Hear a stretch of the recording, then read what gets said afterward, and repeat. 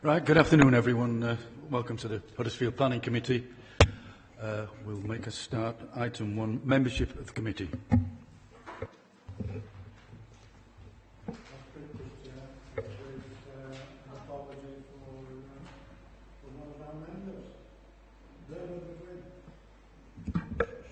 Any further? I'm Councillor Sarwar this afternoon.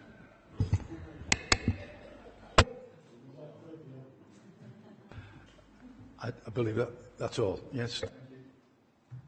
Item 2, minutes of previous meeting. Somebody like to move that? I wasn't here for that meeting, but that's moved and seconded. All those in favour, please show.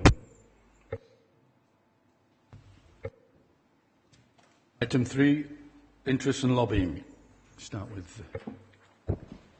Thank you, Chair. Page 111. I'm a member of Home Valley Parish Council, but have nothing to do with planning, so don't need to leave the room. And then page 71, I've been lobbied by the applicant. No action taken. 91492. I've been lobbying for last week to go to the committee, and that's what I've done last week to the procedure.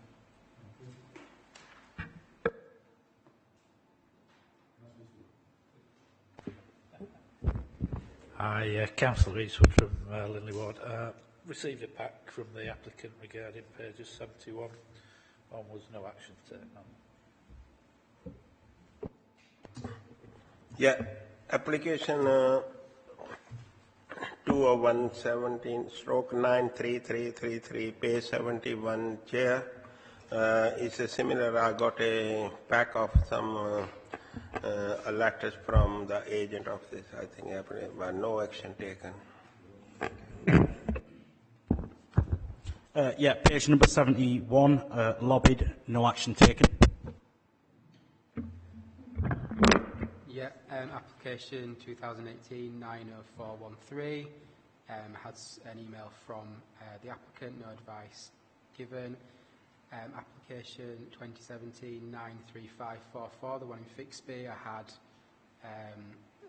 an email from an objector some months ago, but no advice or action taken. And the same 2017-9333, had some information through from the applicant in that one, no advice given.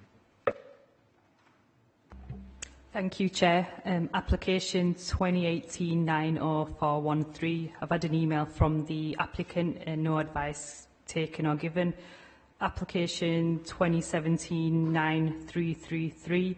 A pack of papers from the applicant, again, no advice taken or given. And just to say, application 2017-93544. It's in my ward, so I'll just mention that. Thank you. Yeah, pack received regarding 2017-93333 and email received on 2018-90413. No action taken. Right, I've got 3 lobbying pages, 41, 91 and 71. No action taken. Thank you. Item 4, admission of the public. They're here, yes. Deputations and petitions.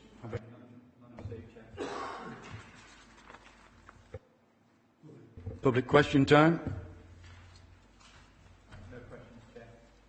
Site visits. The site visits were done. And planning applications that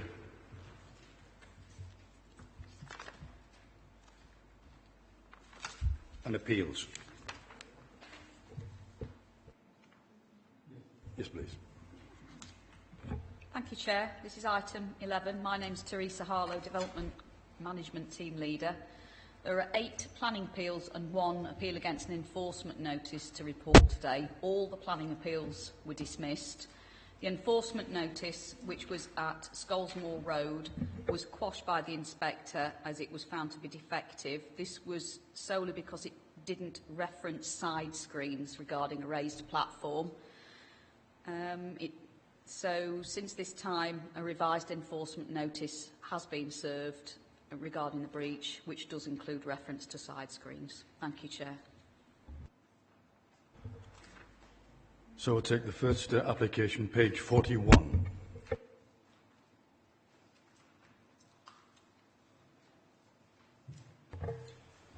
Thank you, Chair. My name is Nick Hurst, Case Officer for the application. This application seeks a change of use from a dwelling house to a mixed-use dwelling house and training centre.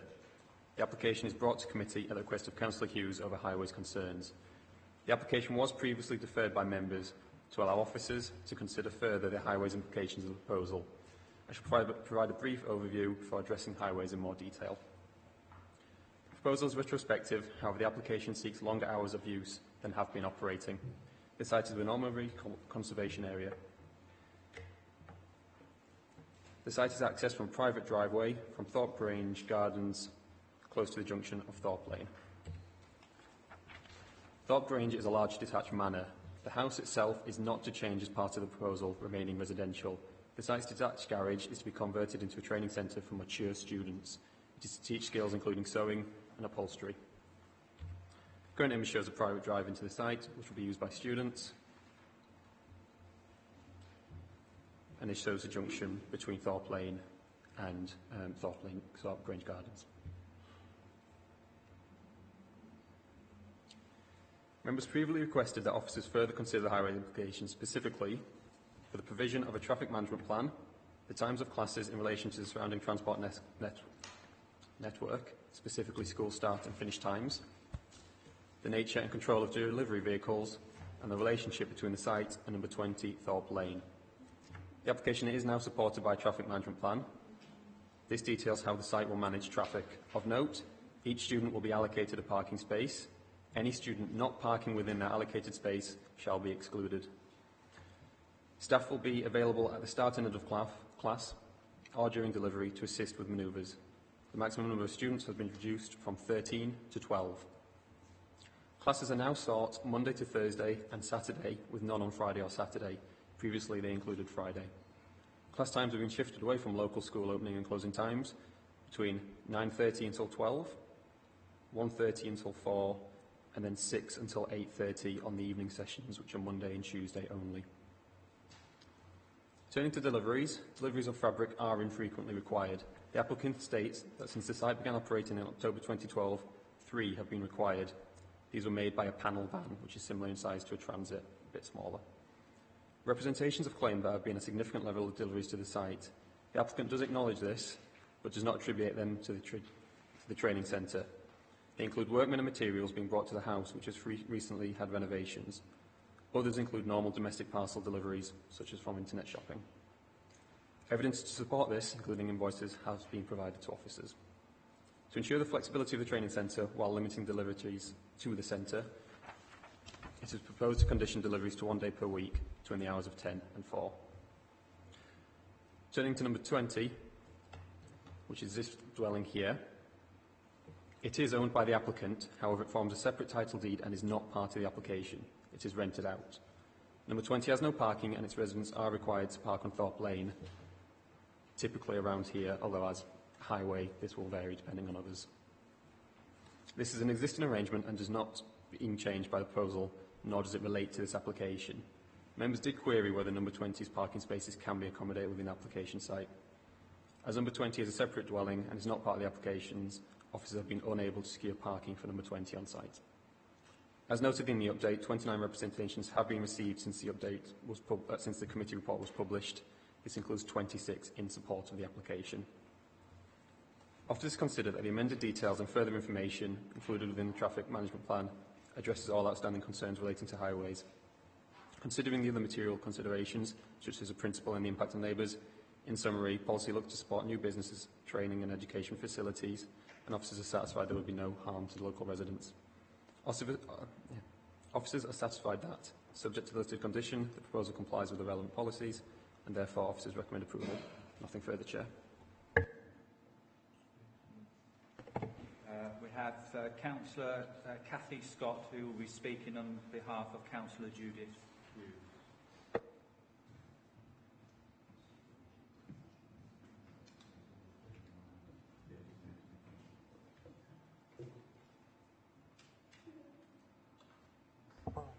Thank you for allowing me the opportunity to speak to you today on behalf of Councillor Hughes.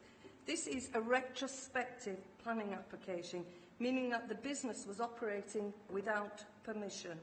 The only reason this application has been brought forward is due to the issues on Thorpe Lane with cars parking and difficulties with traffic increasing on the road. It was at this stage it came to light that the business had been operating 2 mornings a week.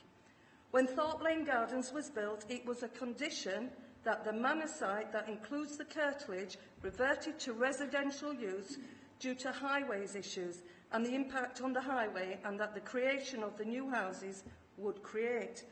This application is for a greater use of the premises than had been operating in the last few months. It's gone from now 2 sessions a week without permission to 17 sessions a week, which is a considerable use.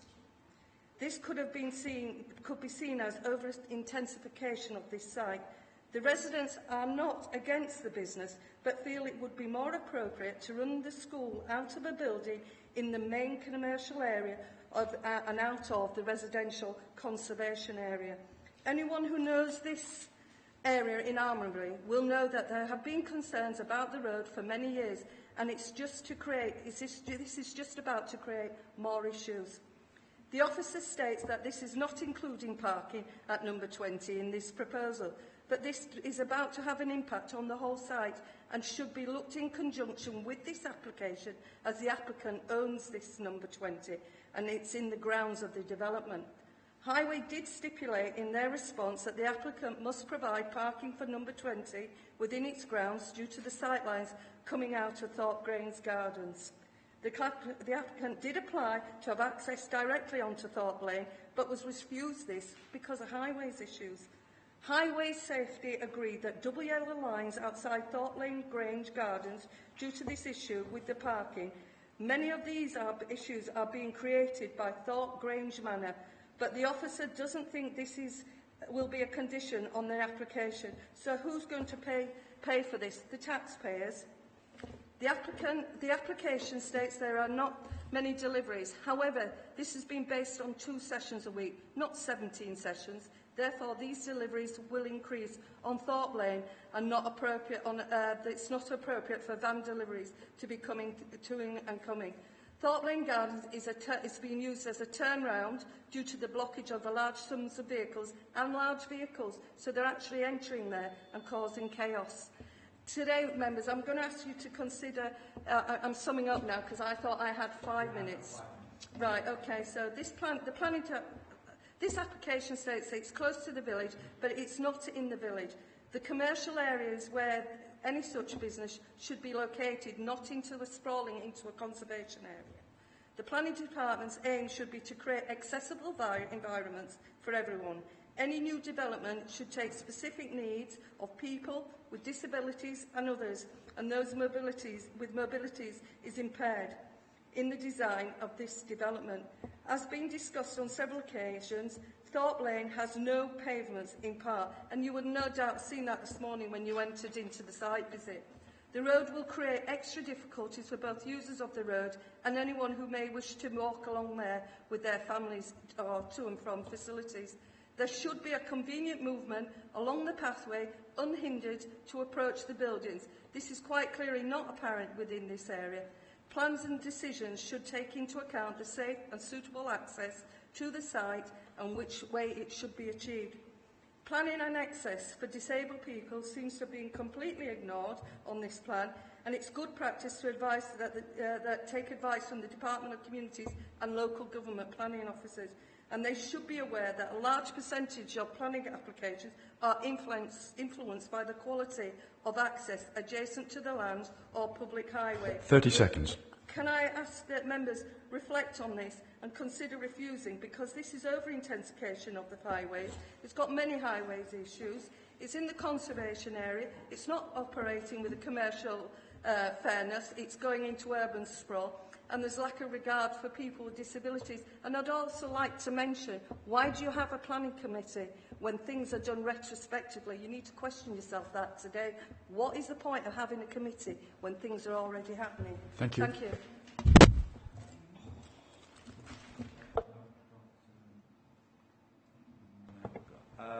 Jan Dyson.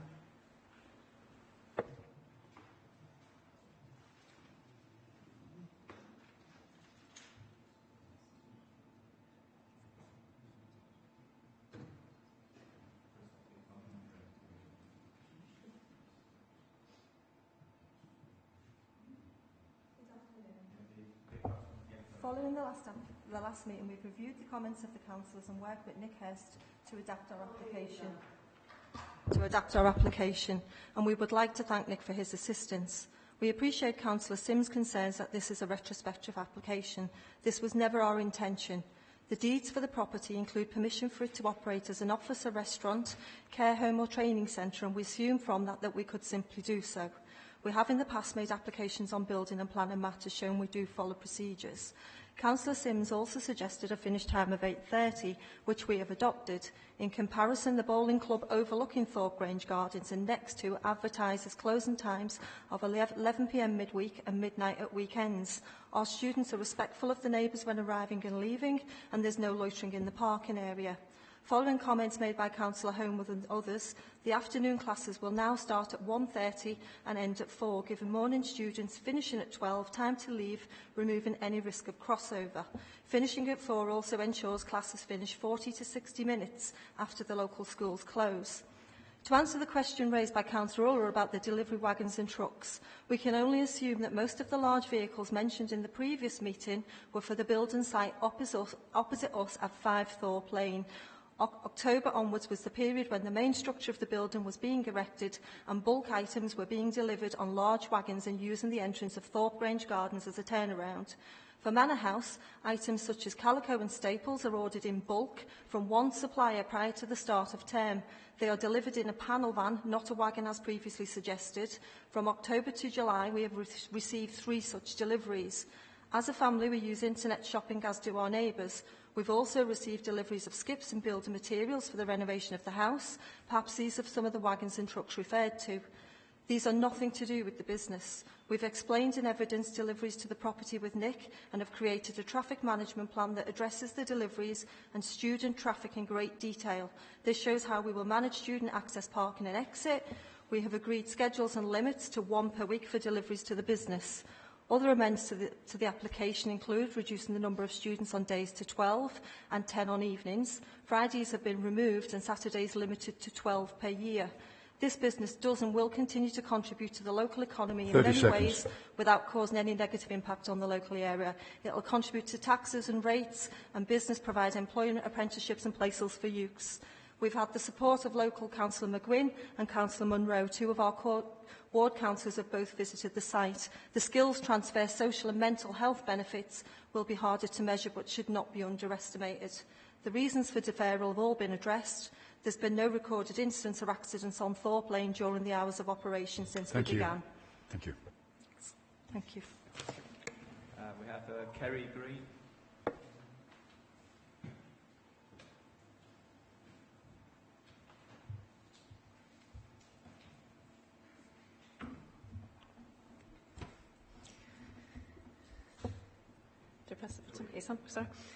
Hi everyone, my name is Kerry. I work from home as a freelance clothing designer on Longley Road in Elmanbury.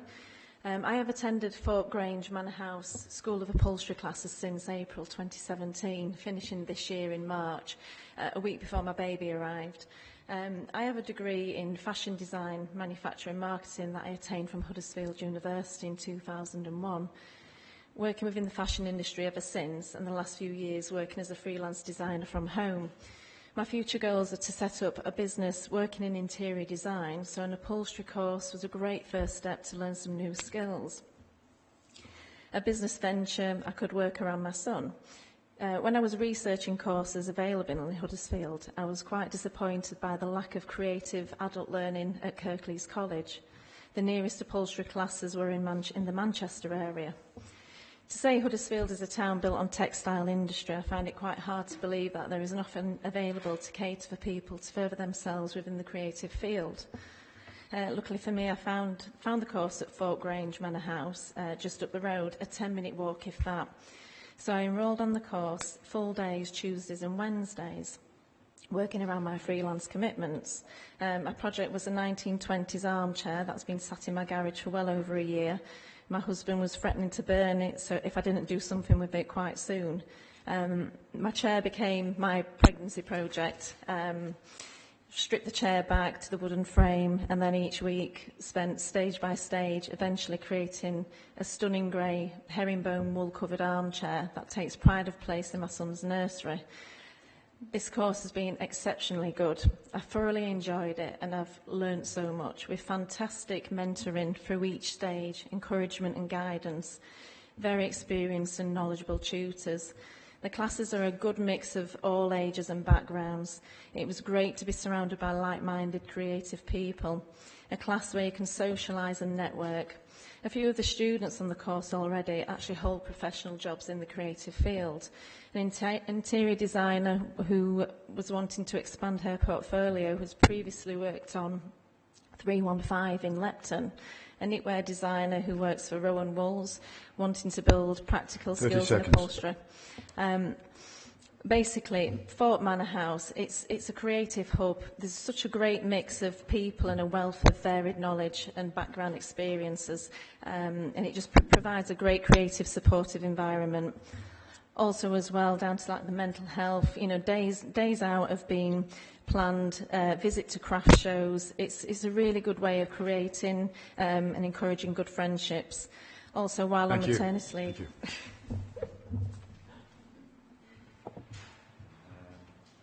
Julie Horseman.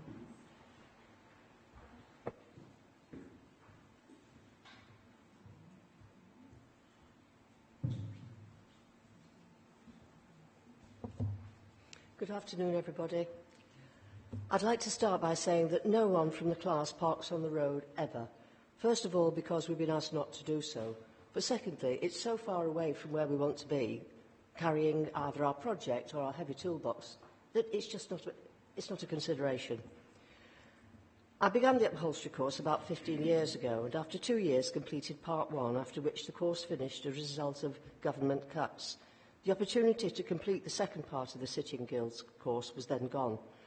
The demands for the course continued to the Cellars at Huddersfield Adult Education Centre in Home Firth until the teacher then, Sian Baker, retired. Jan Dyson and Angela Ray continued at Haid Edge Band Hall. This eventually fell prey to further government cuts, and the course might have ended in the way of the vast majority of all other non-vocational courses. This course fulfills a very real social need. It cuts across all social strata of colour, race and creed and brings creative minds together. Real skills are developed which are diversifying and advancing the services of ladies, for example, like the lady who's just been speaking. Real friendships are forged, and for some it can be the major part of their social lives, and for others it is therapy. Mental health, with the mental health charity Minds, I quote, "For those suffering mental health problems, these courses, activities are increasingly recognised as having a positive impact on our minds and therefore communities. We are a group of ladies and occasionally gentlemen who are behaving responsibly, gathering together on a learning and social level. We have never at any of our previous venues had any complaint of any description laid against us. I put it to the committee, do you give credibility to people who believe the Dysons have incited the local squirrels to burrow through their attics? It would be risible if a person's livelihood were not in jeopardy.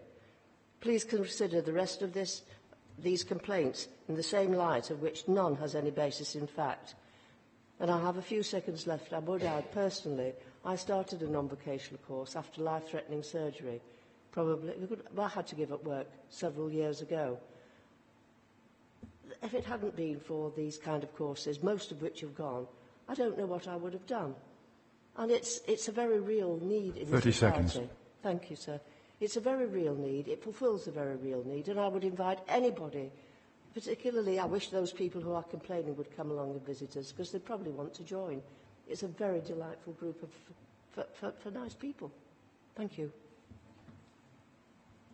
We have, is it Karen Cole?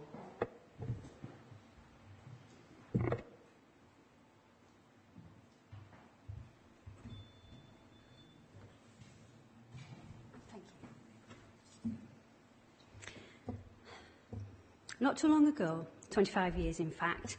I accessed multiple vocational courses, guitar lessons, pottery lessons, language lessons, which helped build my confidence, engage with my somewhat eclectic creative nature, and most importantly, they gave me the tools and techniques to learn, which led me to entering into the formal education system. The step into the formal credit-bearing education helped to develop my employment potential, which eventually I was working as a senior manager and I was a lecturer in the universities. Fast forward to the beginning of 2018 and I find myself in a position where I have the capacity to re-engage with my eclectic creative nature, only to find that adult education sector is far more decimated than I ever imagined.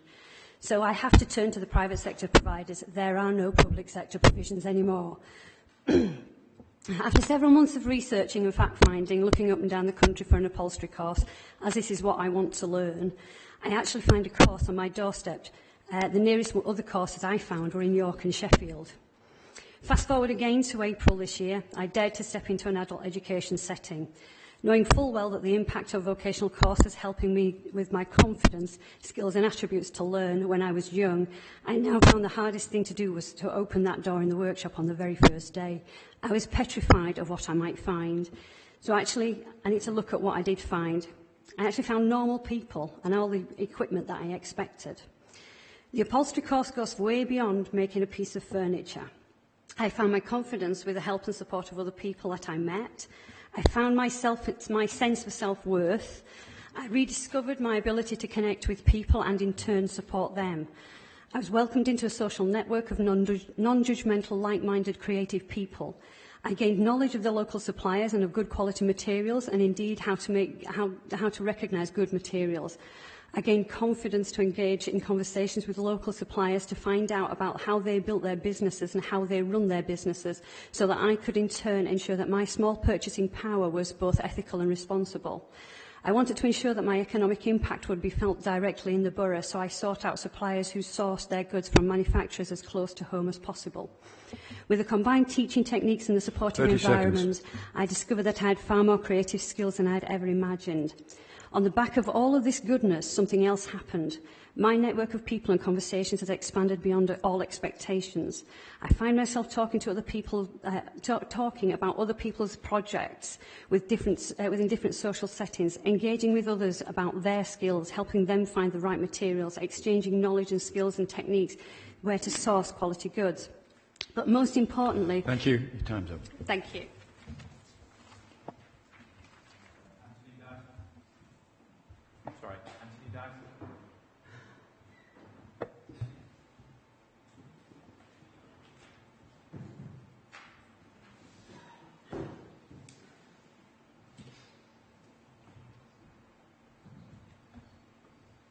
Is it on? It is. Okay. I want to address the comments made by the councillor. Sorry, I've forgotten her name, but on behalf of Councillor Hughes. My wife explained why the application is retrospective. It was an oversight on our part, not particularly intentional at all. The business has never been 2 sessions, it's always been 5. If Councillor Hughes had visited and come to talk to us, she would have known that. The change back to residential is not forever. Our deeds explain that. The main house is still residential. All of Almonbury Village is in the conservation area. It's not a commercial area, it's not a commercial business. Again, if someone comes to visit, they will actually understand that. As for the parking at number 20, which we've explained, where they park currently, there are no restrictions in force. When the occupants at number 20 are not there, other people park there. We don't enforce that and we can't restrict that. We support the application that's been put in, or the petition that's been put in, to put parking restrictions on Thorpe Lane. We were probably the only house on Thorpe Lane not to be asked to support this. 66 other people were. We only found out about it by looking on the portal. There was no site visit today, by the way, unless I missed it, and I've been there all day. The building is accessible. Ramps are available, and last term we actually had a visitor in a wheelchair. We helped that person in quite happily. The door is extra wide to cope not only with wheelchairs but with large pieces of furniture. We even have an accessible toilet. It was actually installed by the council 5 years ago. People have mentioned turning areas. On August the 1st, 17 vehicles turned around in the entrance to Thorpe Grange Manor, none associated with us. That was in a period from 8:30 in the morning until 9 p.m. I know this because we have a time-lapse camera. I can provide hundreds of hours of time-lapse video to show the activity that goes on Thorpe Lane. The extra days mentioned will not cause a uplift in the need for extra deliveries. When we buy staples, they come in boxes of thousands at a time, not 5 or 6. The stuff we get lasts, as Jan suggested, 3 times this last series of working.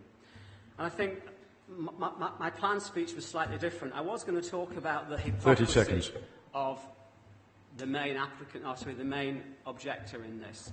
Much of the things we are accused of and our students are accused of, such as causing danger to school children, are totally promoted within this book written by Mrs. Huff. Mrs. Huff writes this book from her house, sells it on Amazon. It came in a white van to our house and parked on their park. Thank you. Your time's up. Welcome. Thank you.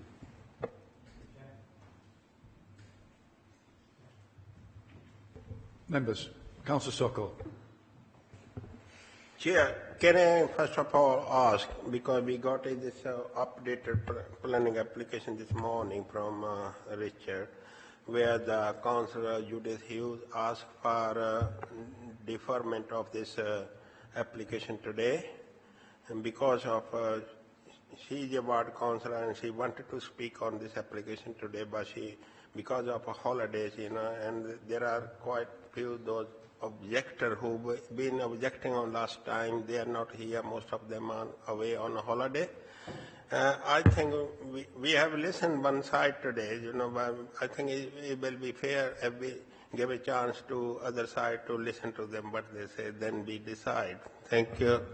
So, Can I answer that to Councillor Sokol by the fact that Councillor Scott is here in Councillor Hughes' place? So if she's recommended that, I can't see the reason that we should prolong this any further. This has already been deferred once, I've been told. I wasn't at the last meeting. No, it's okay, but Councillor Cathy Scott did not ask about Judy Hughes, asked about deferment. She did not mention in her speech, yeah. Councillor Homewood. I agree with you, Chair. I don't see the reason to defer the application because we've heard Councillor Hughes' statement and we had the opportunity to listen to what objectors had to say at the last meeting as well. In my view, I think what we've been talked through today about some of the changes and agreements that have been come to, especially around the times and the parking and kind of having that traffic management policy in place, that alleviates the concerns that I had. So on the basis of that, I'd be happy to move approval of the application. Thank you. Moving deferment, Councillor. I'm moving approval. Councillor Sims.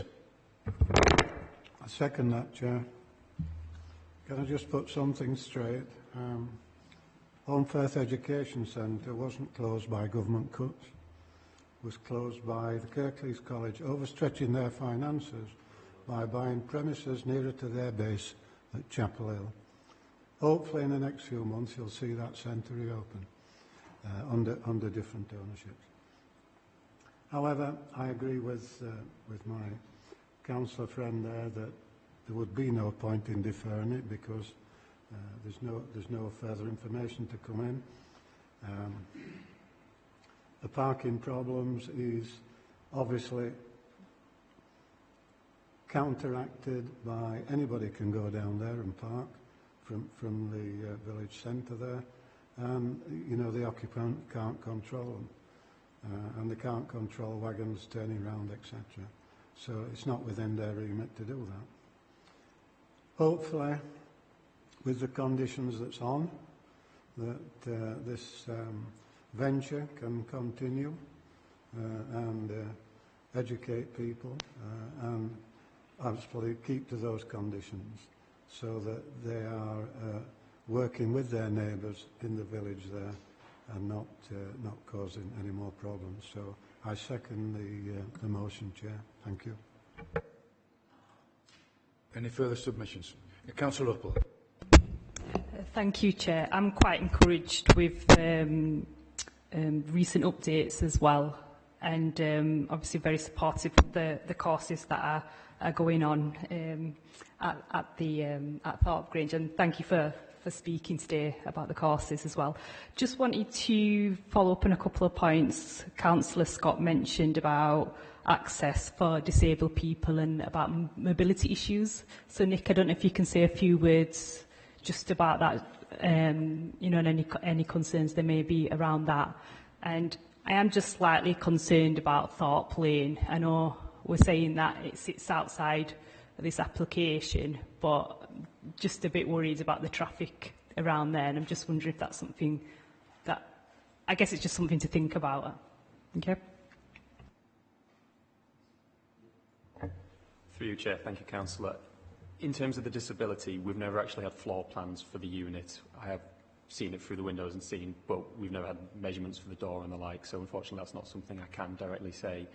In terms of arrivals, the parking spaces, there is a larger one by the front that could accommodate a vehicle for disabled users, but inside the building, no, that's not something I can comment on. But I will pass on to highways in regards to Thorpe Lane. Through you, Chair, Jamie Turner, Highways Development Management. Yeah, with regard to Thorpe Lane, there's been a petition submitted, as you probably know, that's been dealt with separately by our highway safety team at the moment, so they'll be considering everything, on the goings on as they stand on Thorpe Lane. In terms of this, there are 17 spaces for the 12 students, so we wouldn't expect an increase in parking on Thorpe Lane anyway. Thank you, Chair. Councillor Socko, you wish to come back? No, first time I just raised the concern about on the letter from Judy Hughes. I haven't spoken on this application. Yeah. Can someone ask me, they reduced the student number from 13 to 12, just one.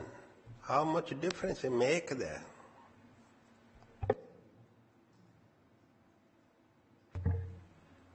When we're talking about a parking space of 17, I think a reduction from 12 to 13 is actually quite a big decrease. I suppose it's down to the decision maker on if it is a big difference, but it was something they were willing to do to show that there is a decrease from what was presented before and what's presented now. Yeah. Can I say the opening time is they amended those time with according to the local school opening time. The time Monday to Tuesday, if you look into 13:30 till 1600, yeah? Most of the school, primary school, they close about 20 past or 25 past 3, but still this place will be open until 1600 hours. I don't think it's right. It should be, it should close before by 3:30 or something like those. Councillor Horwood, you're shaking your head there. Would you like it? I was just going to say, I think the opposite. I think we asked for slightly later so that it didn't so their closing time didn't coincide with the school, so you have the spread of traffic and pedestrians. So I think that's meeting what we'd asked for. Right, we've had a proposer and a seconder. Unless anybody else wishes to speak, I'll put that to the vote. All those in favour, please show.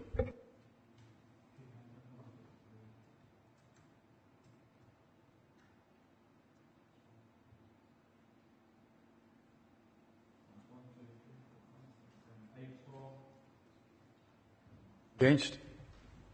2 against. Right, we'll move on to the next one, page 59. Just to confirm the application's been approved. And that's 33 Woodside Lane, Fixby, Huddersfield.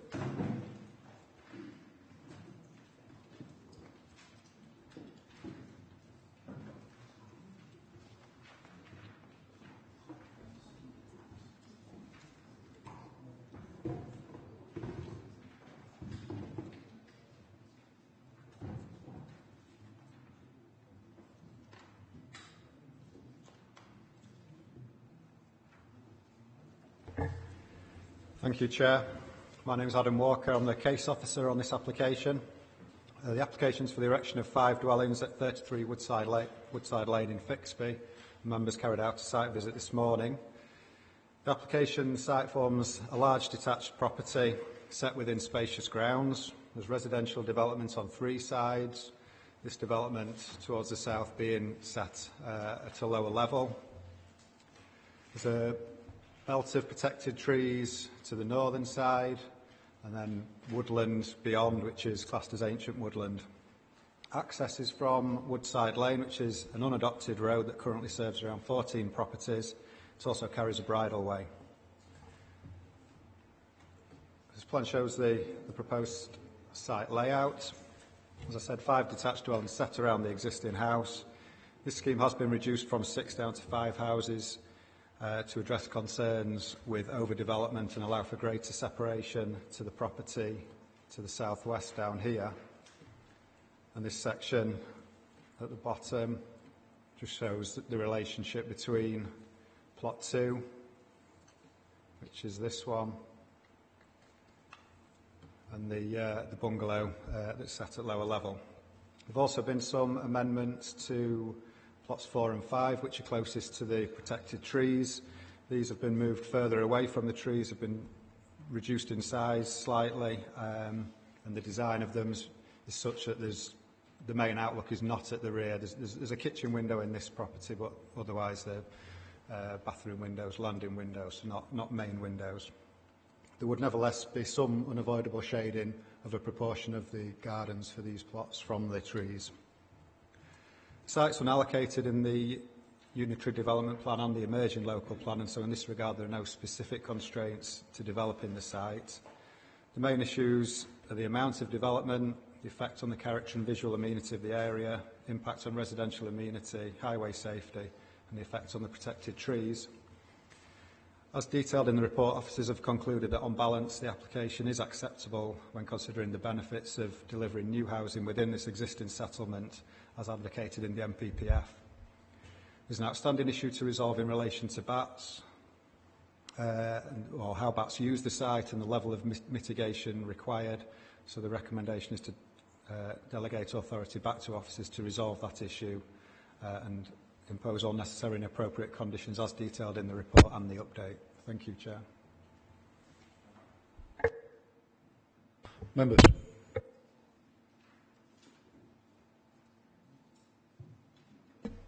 Councillor Sim.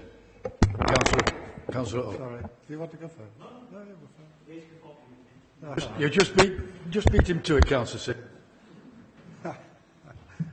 Right. When I looked on site today, I just think that it's over-intensification of this site. If it came back with probably 2, we might listen, but we can't do it that way, so I would move refusal at this stage and ask officers to go back and negotiate. It's a wonderful setting, wonderful greenery and that all around that site, and it will just decimate that area. So that's the way I feel, and I just propose that we refuse it, let officers go and negotiate, but certainly 5 houses in that private road access, etc., is not on.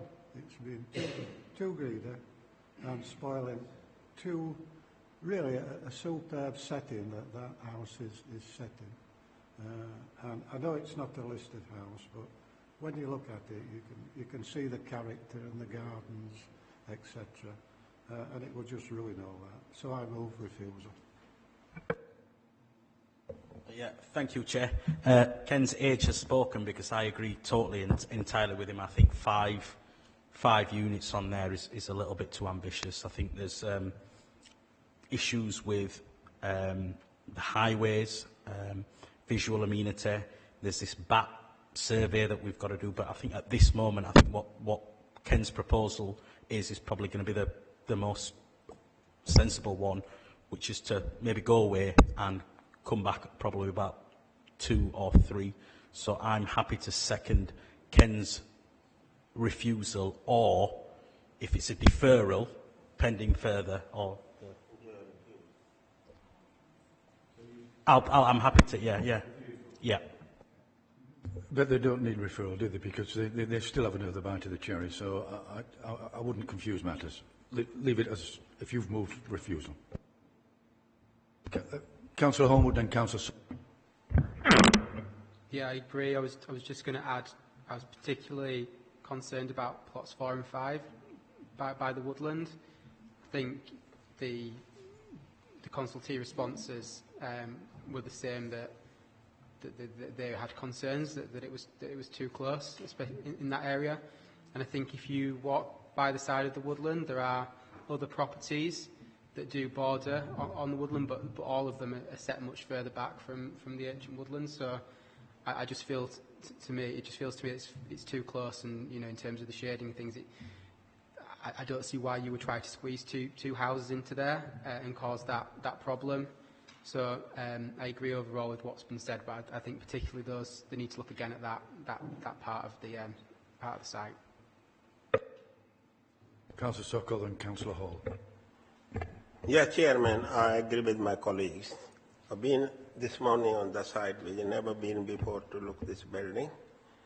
It's not only intensification of the housing 4 or 5, but it's a highway safety issue. It's a very narrow road, and the junction with the Bradford Road is quite busy.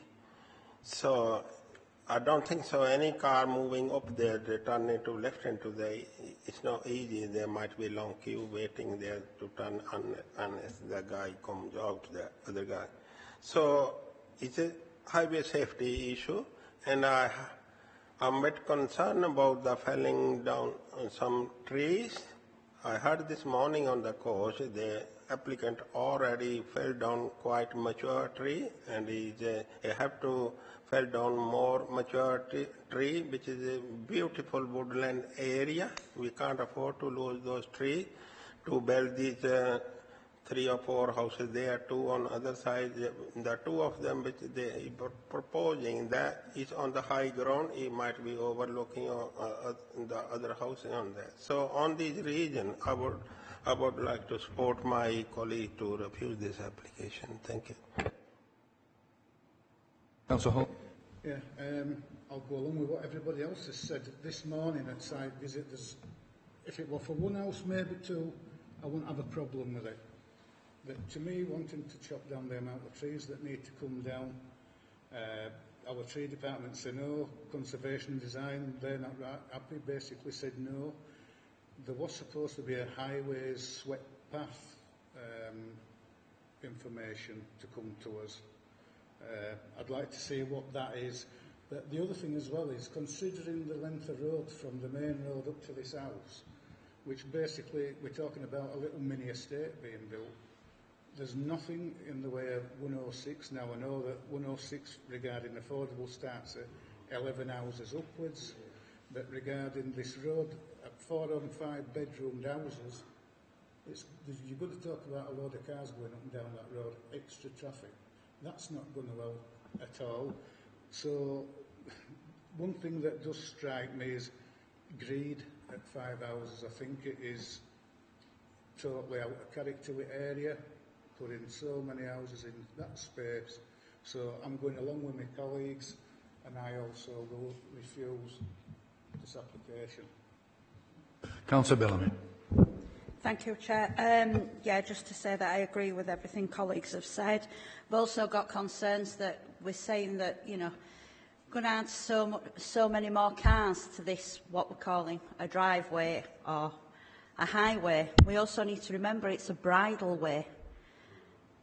So, if we're going to add so many more cars, I don't know how many horses are going up and down that bridle way when, what impact is that really going to have? And if we're talking large 5-bedroom houses, how many vehicles is that really? So I'm quite happy to support refusal. It's been moved and seconded, and unless anybody else wishes to add to the quite almost unanimous feelings, all those in favour? of refuse. Oh, sorry. Would just like to clarify the reasons for refusal. Yes, thank you, Chair.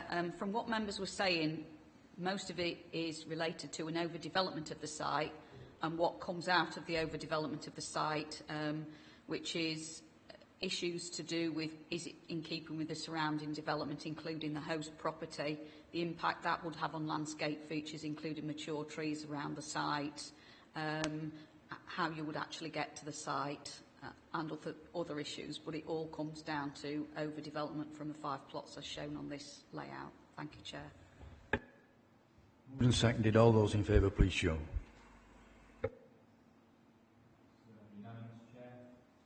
Thank you. So that application has been refused. Move on then to page 71, Grove Street, Longwood.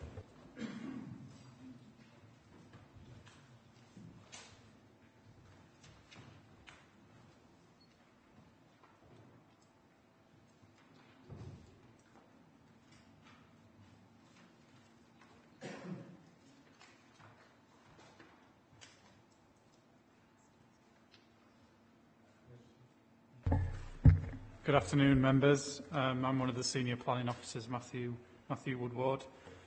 I'm here to present an application which has been submitted in outline form for the erection of up to 12 dwellings on land off Grove Street in Longwood.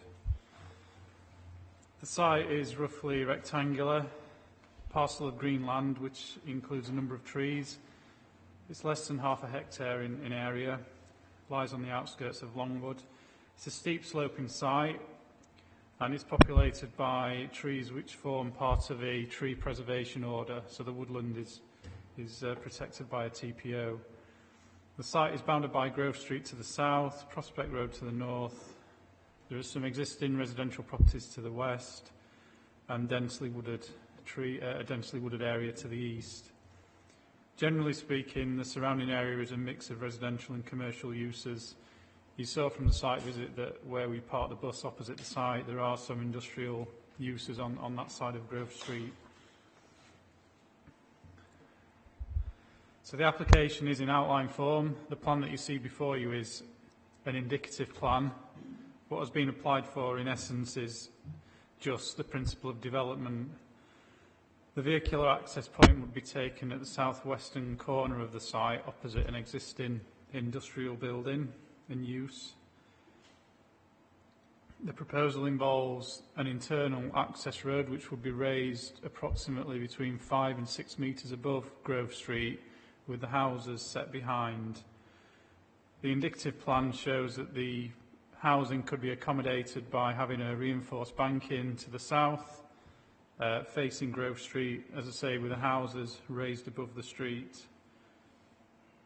There are some existing properties behind which are not on this plan. They might be on the previous plan, off Prospect Road, and there is already remnants of a former retaining wall at the back of the site. The proposal would involve reinforcing the existing retaining wall to accommodate the new development. You'll see from the site history in the officer report there is a long history to this site. It's had a number of planning consents in outline form, but the most notable planning permission was granted in 2013 for the erection of 12 dwellings. And in fact, the layout that you see before you on the slide above, this is the exact same layout as the approved layout approved in 2013. Planning permission did, however, expire in May 2016, and the planning consent was never implemented. So in policy terms, you can see the orange rectangle on the plan. That shows that in the current development plan, the Kirklees Unitary Development Plan, the site is a housing allocation. And in the emerging local plan, so the publication draft local plan, which hasn't been adopted, but which does carry substantial weight, it was initially proposed that the site would also be a housing allocation, and it was housing reference number H814. However, during the hearings, to discuss the issues concerning the site allocations, it became apparent that there are a number of issues concerning this site, which I will come on to shortly. But in the interim period, the inspector for the local plan has issued a letter to the council recommending that the site allocation, which is shown on this draft allocation plan, be removed for reasons concerning biodiversity and amenity issues. So moving forward, it is the intention of the council to remove this housing allocation as part of the modifications to the local plan, and during the next few weeks or months, the modifications to the local plan will be republicised, and it is the intention of the council to adopt the local plan towards the back end of this year and early next year. But I think that the important thing to note here is that through the latest information from the Planning Inspectorate, it's been advised that this allocation be removed. Again, I will come on to the reasons why in the rest of the presentation. But the main constraints relating to the site are considered to be the fact that the site is protected by a TPO'd woodland, which is shown on the plan here. So the bit in green, the TPO was served in 1984. So all the trees within the woodland are protected. And for those who went on the site visit, you would have noted that they have matured quite significantly over time, and they are quite mature specimens, and they do make a contribution to the street scene and the character and appearance of the area. But in addition, the site is part of the Kirklees Wildlife Habitat Network, and that's shown on this slide here. You can see that the housing the proposed site allocation, the site boundary is within the Wildlife Habitat Network, along with all the land to the east, and then some parcels of land to the south behind the existing industrial buildings. So as part of the application, in an attempt to address the concerns that officers raised, the applicant did submit an ecology survey. However, the ecology survey itself did indicate significant ecological impact.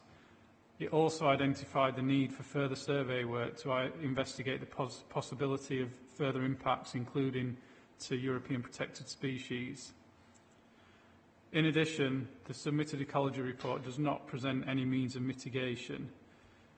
The Council's Biodiversity Officer has been consulted, as have Natural England, and he is of the view that it's reasonably likely that mature trees on the site are used by roosting bats, and the immediate area is expected to be suitable for foraging bats, given that it's given the nature of the fact it is a woodland area. However, even in the absence of additional survey information, the proposed development would result in the loss of a habitat of principal importance, as identified by Natural England. And you'll see in the update that we have got some comments from Natural England, just reinforcing the fact that it is a local it is locally important. It's not of national importance, but it is identified by them as a habitat of principal importance. So in short, the loss of this site would result in habitat loss. The policy in the emerging local plan relating to ecology, the proposal is contrary to this, contrary to policy. But in addition, the policy does potentially allow for development where it can be shown that the impacts can be mitigated. And it's not considered in this case that due to the nature of the site, given that they are mature trees, it has got significant habitat potential. It's not considered that mitigation could be put forward to outweigh that harm. And this is just a few pictures taken from much earlier in the year showing the site. This is more or less where we park the bus today, and you can see that the site does slope up quite steeply, but they are mature trees along the site boundary and within the site, and it is all those trees that are protected. In terms of other issues, matters relating to highways, residential amenity, flood risk, contaminated land, they're capable of being mitigated by appropriate planning conditions or through the submission of reserved matters. So to summarise the officer recommendation, the site is allocated for housing, the council can't demonstrate a 5-year supply, and permission has been granted on this site as recently as 2013, albeit that the planning permission has lapsed. So those elements do weigh in favour of the scheme, particularly the fact that the council can't demonstrate a 5-year supply and it is a housing allocation. Now, planning law requires planning applications to be determined in accordance with the development plan, unless material considerations indicate otherwise. And in this case, it's considered that there are material considerations that do indicate a decision in conflict with the allocation in the UDP. And that is the impact on the Kirklees Wildlife Habitat Network and the impact on woodland, which is protected by a TPO. So in short, the disbenefits of the scheme are considered to significantly and demonstrably outweigh the benefits of the proposal. Consequently, it is recommended that planning permission be refused for the single reason that's identified in the planning, in the officer report and in the update as well. So that's it from me, Chair. We have John Johns, who's speaking on behalf of the applicant.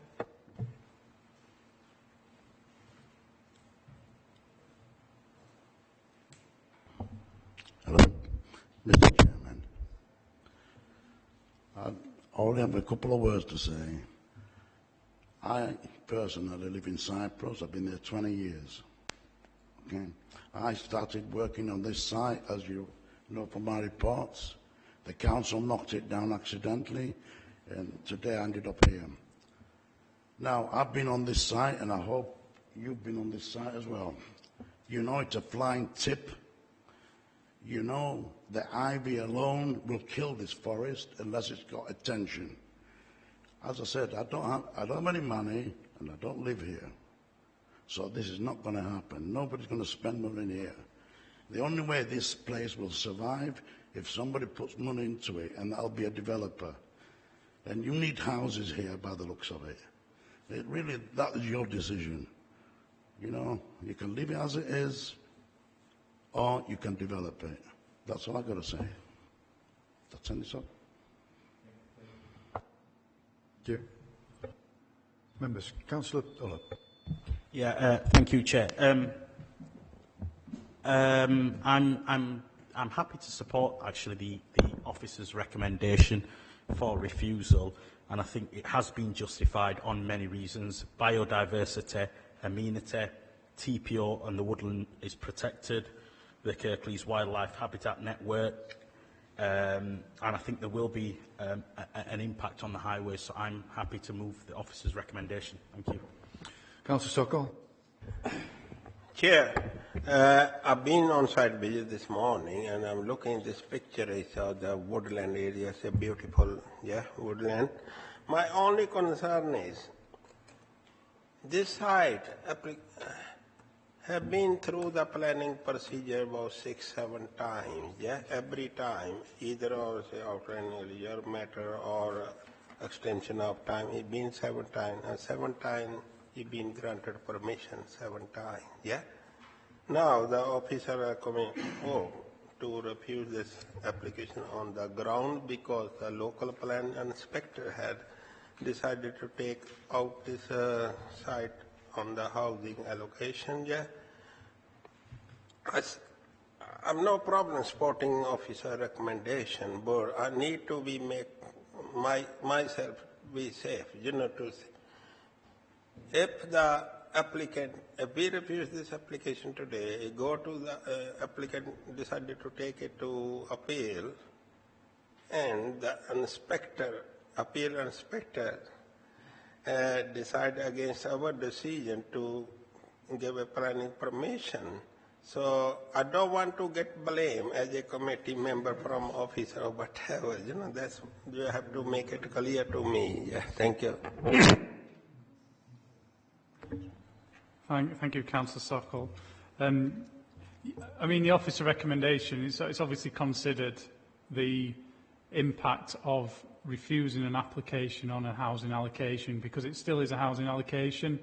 And as I said, if material considerations indicate that we should refuse permission, even though it's a housing allocation, well, and our view is there are material considerations in this case, because as the local plans progressed, we have more evidence in terms of the importance of this site as a wildlife habitat network.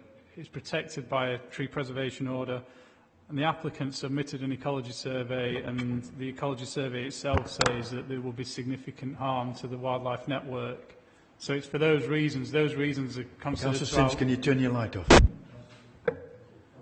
Those reasons are considered to outweigh the conflict with refusing an application on a housing allocation. So it is a considered recommendation in that sense. Councillor Bellamy, and then Councillor Sims, do you want to?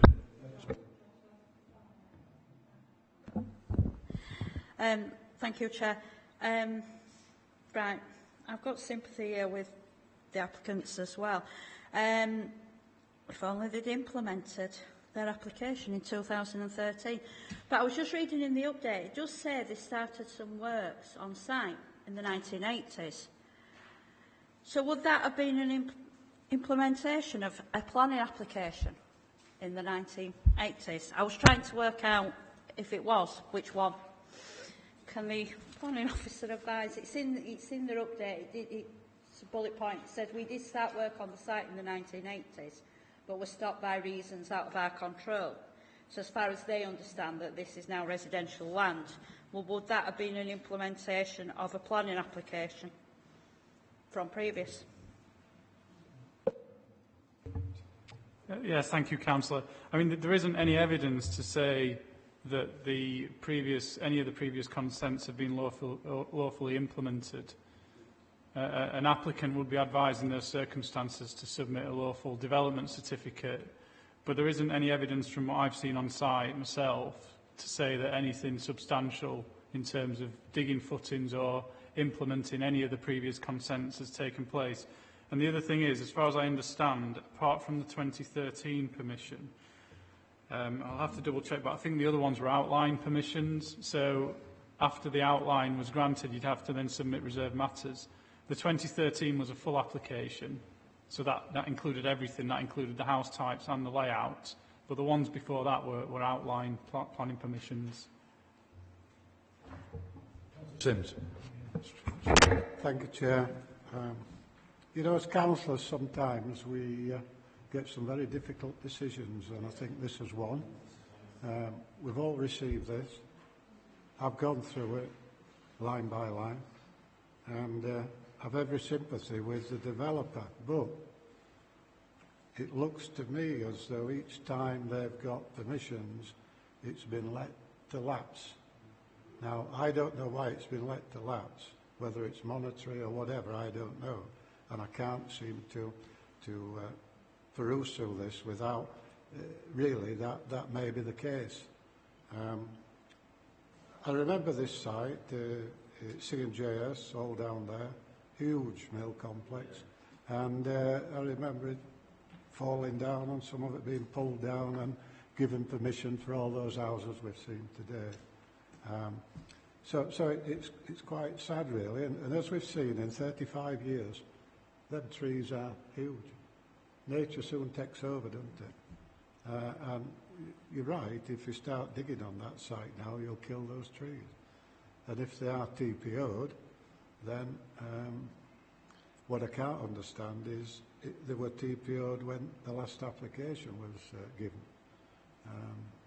So obviously somebody somewhere has granted for them trees to come down in some form or other, which really throws it very complex for us. But the inspector, I think, has in one way has done the dirty for the applicant, really, because she's now saying she wants to save that green lung down there, and I don't disagree with her, really, because that's what it's become now. I mean, it was hugely industrial all down there.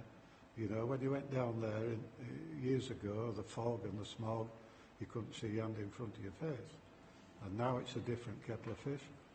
And that's a green lung that's there now. And I think it's going to have to stop. If it goes to appeal, it goes to appeal. But, you know, that's the situation we're in. And I'm really sorry for these people. If it's the same people that said it all the time, I don't know. You know, I can't just determine that. But I really do feel sorry. But, you know, sometimes you've got PDQ, and that's not happened on this site for some reason or another, and I don't know.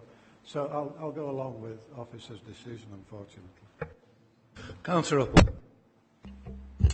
Thank you, Chair. I just want to agree with the comments that have been made by colleagues today. I do agree it should be refused, you know, and agree there's quite a lot of evidence to back up the officer's recommendations.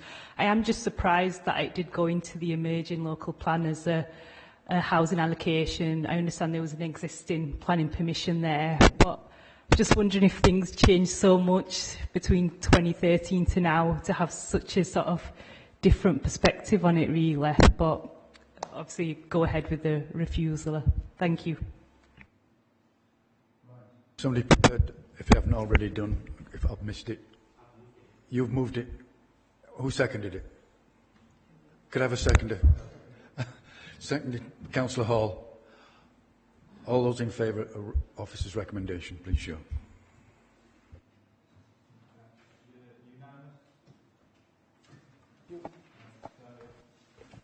That application has been refused in line with the officer recommendation. Next one, page 91. Springfields, Millmore Road, Meltham.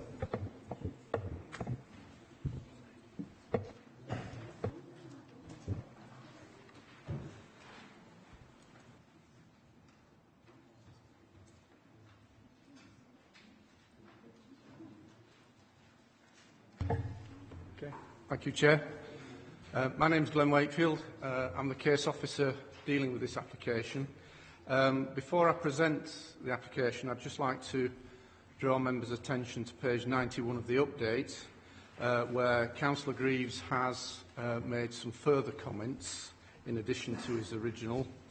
Also that a third party has made a request to the Ministry of Housing, Communities and Local Government, requesting that this application be called in. I do have to clarify that this communication is not a formal direction under Section 77, whereby the Secretary of State is indicating that they do intend to call this in. They are simply notifying us that they've had a request and that they are considering that. Now, we have committed to contacting the Ministry following a decision today at committee to advise them what that decision was, and between now and then the potential issue of a decision notice, they will make a decision about whether to call this application in. It doesn't prevent you from making the decision today, so I'd just like to stress that point. Right, members will recall from the site visit this morning that the site is within an area that is primarily residential in character. However, when you do progress along Millmore Road in a western direction, the character does change markedly and it becomes much more open as you progress in that direction. The site currently comprises of a bungalow and associated garden area, which is at the east of the site here.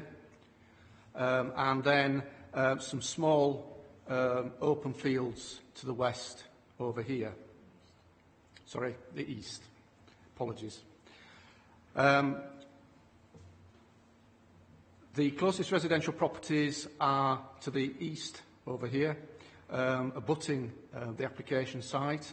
There are residential properties to the south on the other side of Matthew Lane here, and to the north on the other side of Millmore Road. The applicant seeks outline planning permission to develop this site for residential purposes, with all matters reserved except the access point. You recall from the visit this morning, this is the site frontage, that's the bungalow there. We just progress along the site frontage here. The access point will be roughly in this position here where this lamppost is. I'll just progress all the way along so you'll see that. There we go. The indicative plan that was submitted with the application shows a layout. However, I must stress here that this layout is for indicative purposes only. This application, should it be approved, will not approve this layout or the numbers involved. As you can see, the indicative layout shows that the bungalow would be demolished to facilitate the development. A full assessment has been provided in the committee report, but I will briefly outline the key issues regarding this proposal. The site is unallocated both in the Kirklees Unitary Development Plan and the Emerging Local Plan. Consequently, the proposed development should primarily accord with UDP Policy D2. D2 covers development of this, well, on this type of site that isn't allocated. Policy D2 indicates that planning permission will be granted on such land, subject to it not adversely affecting local amenity, highway safety, ecological interests, the character of the landscape, etc. Whilst this application does not seek permission for layout and design, officers consider that subject to potential design changes at the reserve matter stage, the site can accommodate the scale of residential development suggested in the application. Furthermore, it's considered that the final design of the development can be carried out in such a way that would harmonise well with the surroundings. As previously indicated, there are residential properties located close to all three boundaries. These properties currently overlook the site, and obviously if the site's developed, then the outlook from those properties will change. However, bearing in mind the site lies within Meltham's developed envelope, officers considered that the visual amenity of the area would not be significantly affected by the development of this site. The proposal has the potential to cause noise problems. However, it's considered that any noise associated with the construction will be for a temporary period only, and then any noise associated with the occupancy of the dwellings is unlikely to raise the existing noise climate significantly, and therefore it's unlikely that problems would, or significant problems would result. The applicant has provided a preliminary ecological assessment and BAT emergence survey. These consider the potential for the development to adversely affect local ecology. These documents have been reviewed and officers agree with their conclusions that the site has a relatively low ecological value. It's also considered that ecological enhancements could be secured via the subsequent reserve matters application. The site is located in flood zone 1 and therefore has a very low risk of flooding.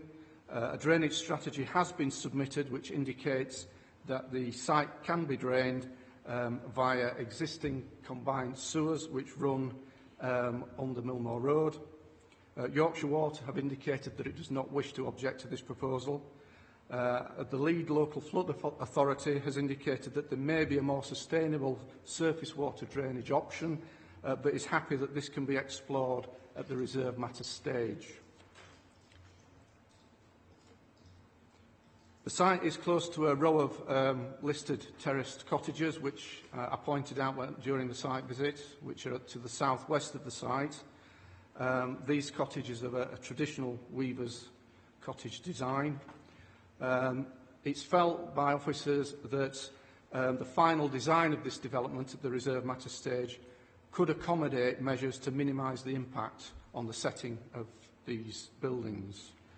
The potential impact on the local highway network have been considered in the committee report, but I'll hand you over to my colleague Jamie Turner, who will just give a little bit more detail on that. Thanks, Jamie. Thank you. Through you, Chair. Just to elaborate on the information in the report, the cumulative impact of traffic on Millmore Road in relation to the future development was assessed in 2014. This included the capacity of the junctions of Westgate and Greens End Road with Station Street, and comprised of the predicted increase in traffic generated by two large developments on Millmore Road, the former Albion Mills site, a location on Calder's Lane, and approximately 50% of the site in front of us today. If all the developments were to be built to their maximum size, the junctions with Station Street would still be running under 50% capacity, where around 85% would be the threshold for additional works to be required. Although this particular site was originally assessed at 10 dwellings, even the proposed maximum in front of us would not make a significant change to this assessment, and there are no additional sites on Millmore Road in the local plan. Thank you. Thank you, Jeremy. Just one other thing for members to note, there have been 18 individual objections to the particular proposal here before us. The issues raised and associated responses have been set out in the committee report. It's recommended that in this instance, committee delegate approval of this application and the issuing of the decision notice to the Head of Strategic Investment in order to complete the list of conditions, including those contained in the report. Thank you, Chair. We have James Shaw, who objects to the plans.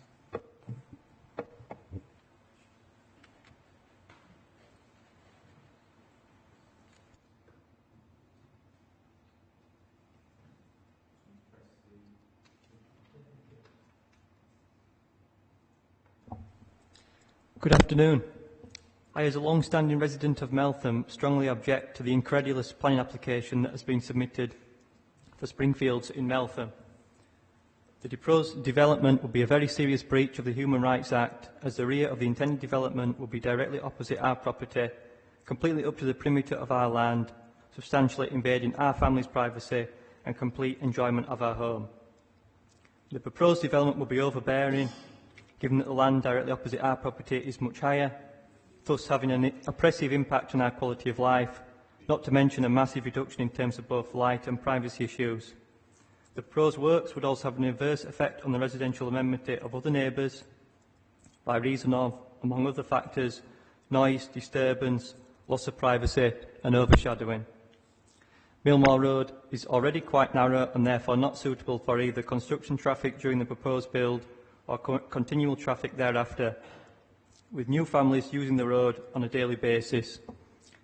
Recent development work in the area has already caused substantial wear and tear on the roads, and this would only be aggravated through this further proposed work.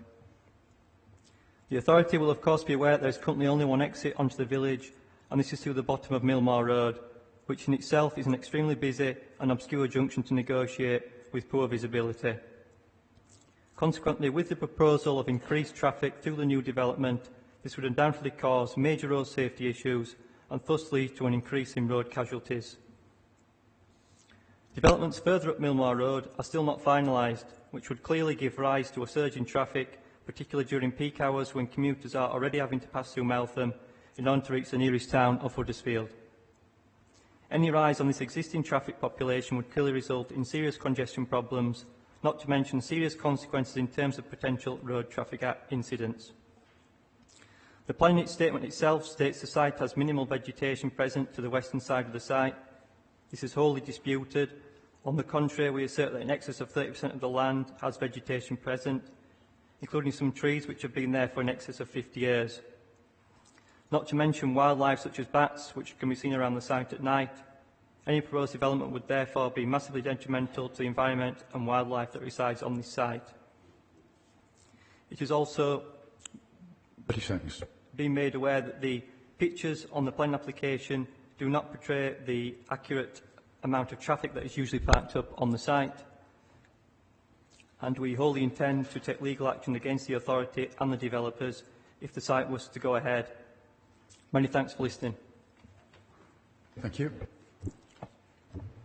We have Lorraine Shaw, who also objects to the plans.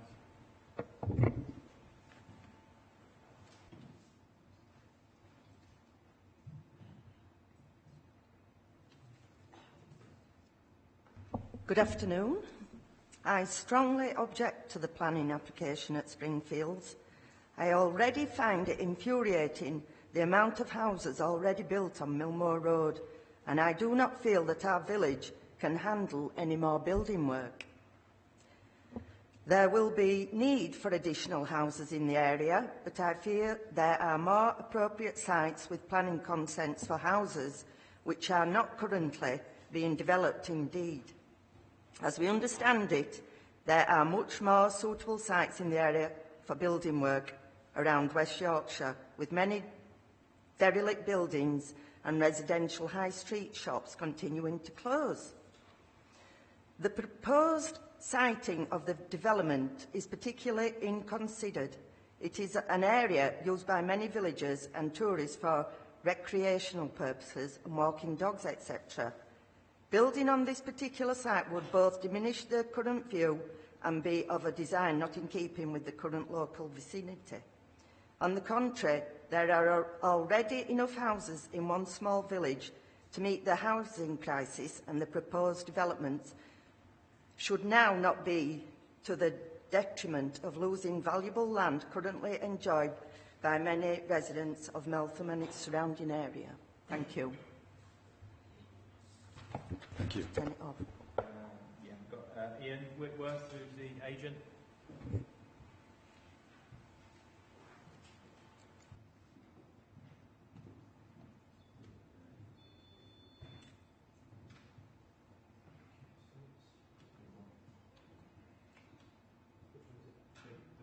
Big one. Sorry. So my name is Ian Whitworth. I'm the agent for the application, and I've been asked to speak in support. So the intention with the outline application is to formally establish that residential development is appropriate and that it can be accessed properly. The actual design of the houses, the number of houses and the layout of the site is reserved for a later application. So the land is a decent size, it's completely surrounded by other houses, both old and new, and has really good access to Millmore Road. It isn't big enough to be used for serious farming and doesn't have any special ecological value. There is a bungalow on the site, which again isn't protected in any way. The site is unallocated on Kirklees planning policy and maps, and the proposal complies with all planning policies. As regards traffic, Kirklees Highways officers have carried out an independent study on the road junction capacities for Millmore Road. The study assumed that our site and other new sites further up the road are all built on, and concluded that the road network has still enough capacity for all these developments. It therefore seems to us to be a really obvious and straightforward location to put new homes.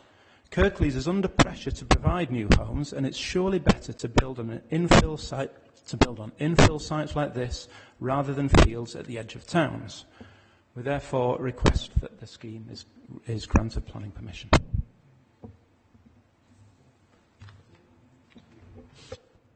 Members.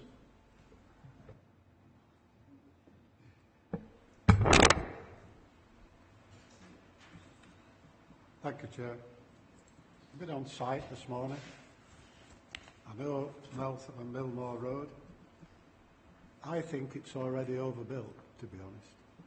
As we went down the road, all the new builds down there is huge amount.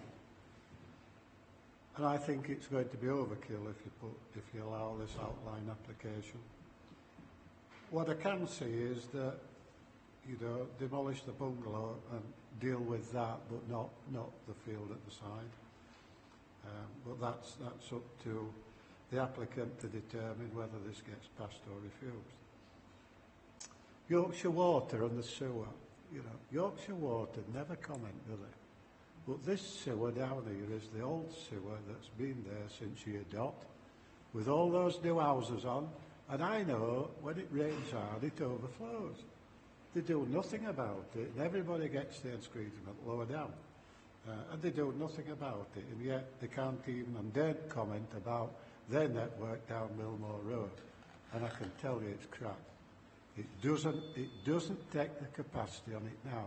And to put another 50 houses on it would be absolutely ridiculous, or whatever it is they want to put on it. So, in my mind, I would like to move refusal on this side.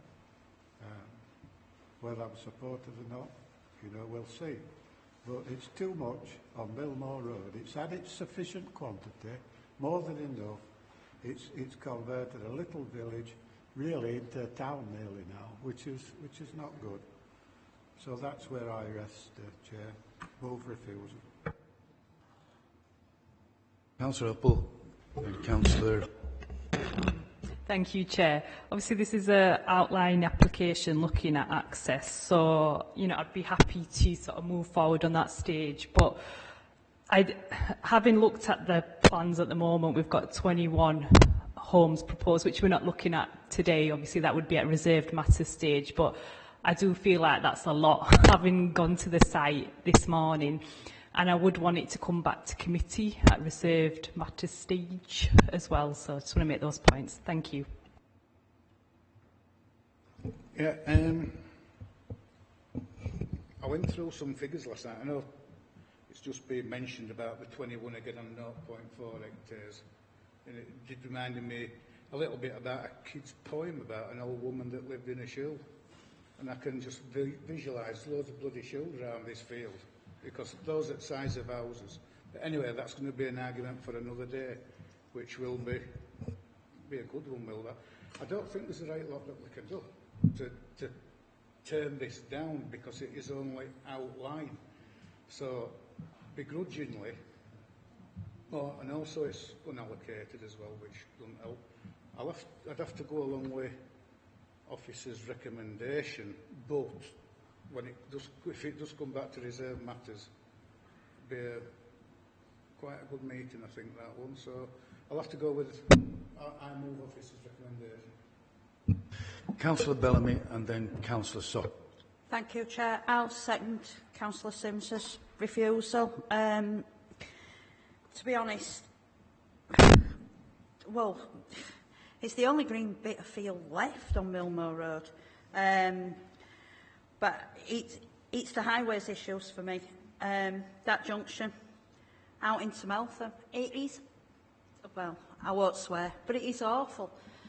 But if you come out of Millmoor Road to get into Meltham, it doesn't matter what you do, the sight lines for that are awful. It's an accident waiting to happen. I mean, Councillor Lyons, you must probably drive that way quite a lot and try and get out of that junction. I can imagine you probably quite as much as I do. I'll be making my comment, Councillor Sock.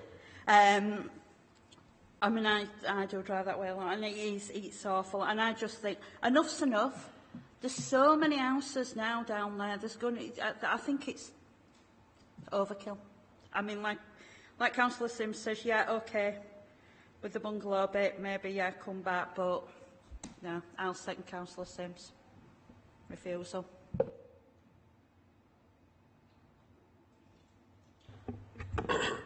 Thank you, Chair.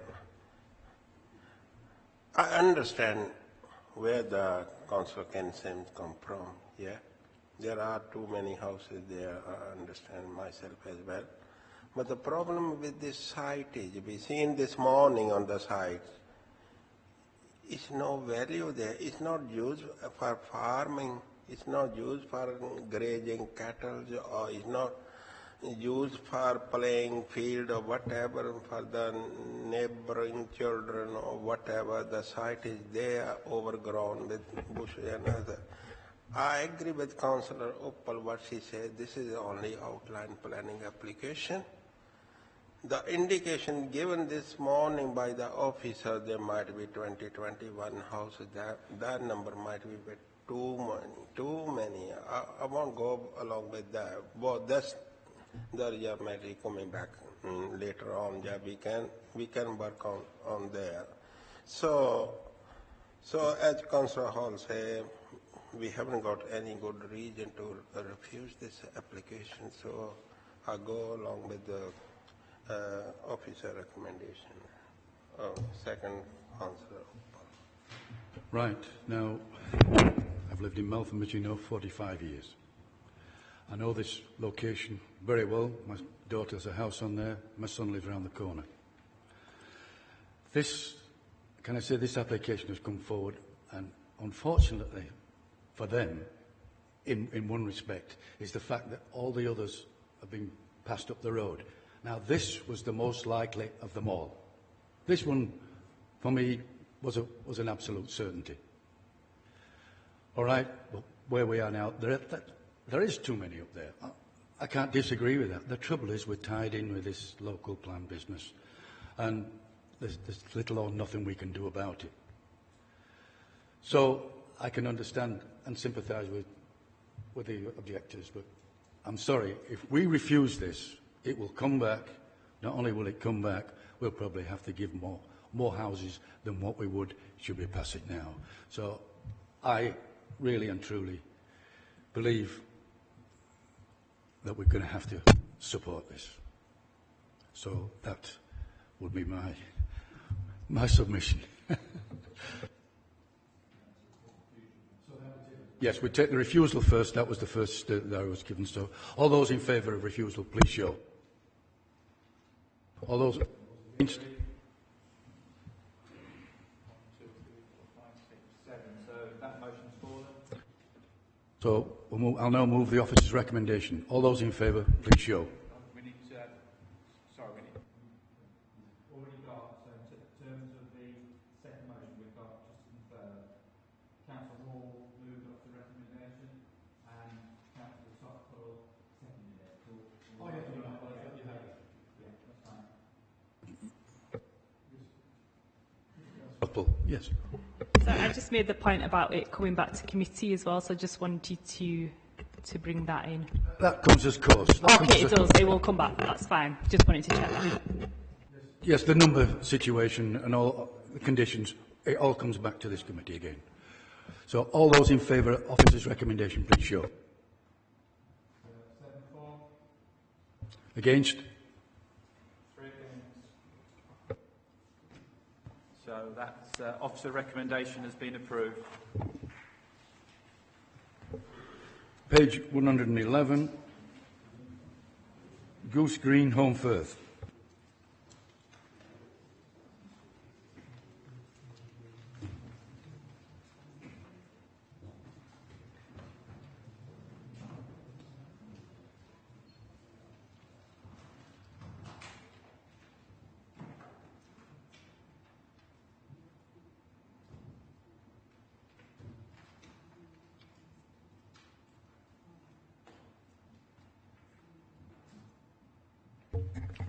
Thank you, Chair.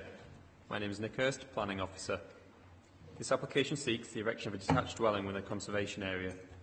The site sits between Rocher Road on the east and Goose Green on the west, which has with a notable level difference between the two, with Rocher Road being higher.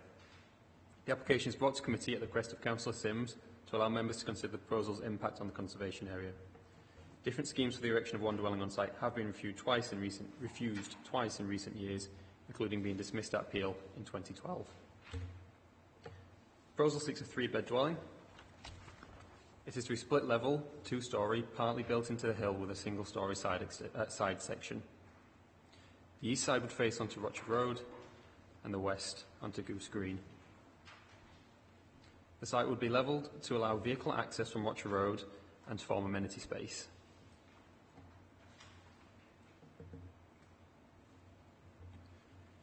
The current image shows a level difference between Goose Green and the site. The property here, just to my right, is number 20, Goose Green. Number 25. Again, the level difference between Goose Green, number 25, and then the site on the right. This image is taken from Rocher Road, and you can see Home Firth Conservation Area, which the site is within, from Rocher Road. The report in front of members outline officers' full consideration of the proposal. I shall address the 2 principal considerations that have been raised by officers. Officers consider that the proposal dwelling would significantly harm the amenity of number 25's residents. While the separation distance does exceed 12 metres as required by BE 12 between a habitable room window and a side window or a elevation hosting non-habitable room windows, being 13.6 metres, the site-specific circumstances cause officers to consider the minimal inappropriate in this situation. Number 25 is a back-to-back property with a single aspect facing the application site. Furthermore, they have no external curtilage space. The proposal would introduce a 2-storey dwelling prominently visible from these windows on a higher ground level that exacerbates the harm caused. Just to show the relationship between 25, proposed dwelling, 25, and the proposed dwelling. As a result, residents of number 25 would suffer from significant overbearing and overshadowing. Turning to the impact on the conservation area, Home Firth is characterised by tight blocks of development that rise up the valley side. The gaps between buildings that remain in the valley sides allow for important views that are a significant contributor to the conservation area's significance. The proposal would block an important vista into the conservation area. This would cause harm to the conservation area, which is not outweighed by the public benefits of the proposal. 4 representations have been received, all in objection to the proposal. In summary, because of the proposal's harm to the amenity of a neighbouring property and the conservation area, officers recommend refusal. Nothing further to add, Chair.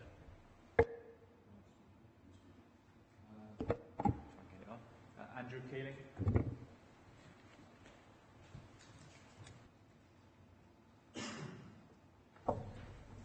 Thank you, Chair. Thank you, members. Andrew Keeling, I'm a planning consultant. I'm working on behalf of the applicant.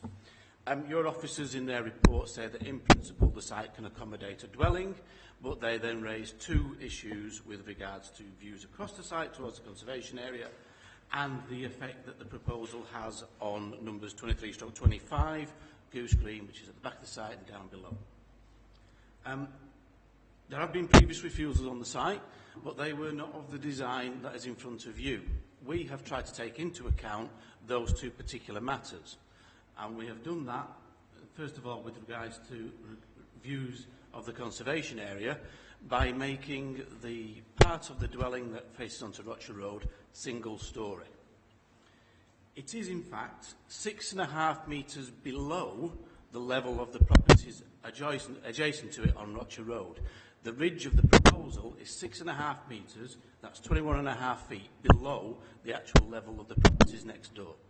So in terms of views across the site, I personally think as you come down Rocher Road, which also goes up and beyond it, you will be able to look over and above the site, up to a certain point, which will be fairly close to the site, I would have thought. And by the time you get next to it, yes, there will be some blocking of the views, but we've also maintained a gap where you can see through. So single storey is about as low as you can get in terms of putting a property on there, and that's what we've done. We could put a flat roof, but that'd look awful, to be quite frank. In terms of the effect on number 25, which is below the site on Goose Green, the previous proposals all had dwellings that run across the full width of the site, run from the edge of Rocher Road, the edge of the property on Rocher Road, right the way across.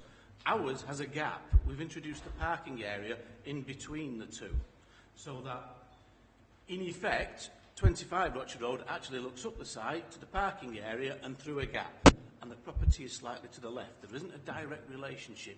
We have moved it in an attempt to try and mitigate the circumstances that were raised by officers and by previous consents. So we haven't ignored them. We have provided a design that is acceptable to the conservation area. The appearance of the proposal is perfectly acceptable. Your officers have said that in principle a dwelling can be accommodated. We have made it single storey. Thank you, Chair. We have 30 seconds. Single storey onto Rocher Road so that views across and over the site can be achieved. We can't make it any lower, and we have moved it to one side so that the effect on number 25 is absolutely minimised. I don't see that you can do any more than do what we have done in actually developing this site out. So I would like to ask that the application is approved, Chair. Thank you. Thank you. Members. Councillor. Thank you, Chair. The reason I requested this to come to committee is because for so long now, in fact since 1988, builders have tried to put a building on this site. So that says to me that if all over those years individual people keep coming forward, then it is a building site and it needs something doing with. As you can see, the balsam and that's growing out of it now, there's no picture. But, you know, I welcomed you this morning to Little Italy because that's how it is there at the back there, all these houses, nicely tucked away. And the reason I brought it to committee is because I think that this design is the best we'll ever get to fit in with the conservation area there. And I know this builder as well, he's one person that can actually build in design and deal with this particular plot as it should be. So that was my reasons to bring it to committee. I would like to see this application move forward. I think we've gone on long enough since 1988. I'd like to see a reverse of the officer's recommendation. I would like to seek approval of it. You've all been up on site. As I say, since 1988 it's stood there, nothing's done with it, it's overgrown. And it must be, with all these applications, that our local, small builders see it as an infill plot. And that's just what it is, really, an infill plot. So I'd like to move recommendation of this application, Chair. Thank you. Any other contributions? Councillor Sokol, Councillor Bellamy. Thank you, Chair. Chair, this morning, I'm sorry I could not go up there to look around this site. I've been staying on the coach. But looking through this the map here and reading through this report, I don't see any problem with this erection of this small dwelling, which is in two parts, single story and two parts. I'm sure the architects have well designed this dwelling to suit with other building in there. So if I look through this application, even the Home Valley Parish Council, they support the application, yeah, because it will improve this site, which seems to be a derelict site there for many years. As Councillor Ken Simj said, the developer been trying since 1988.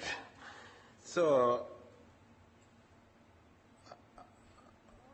I don't see any problem with that. But on the other side, Kirklees Highway have no objection on there, even on to build this house. So I will support Councillor Ken Sims to approve this application.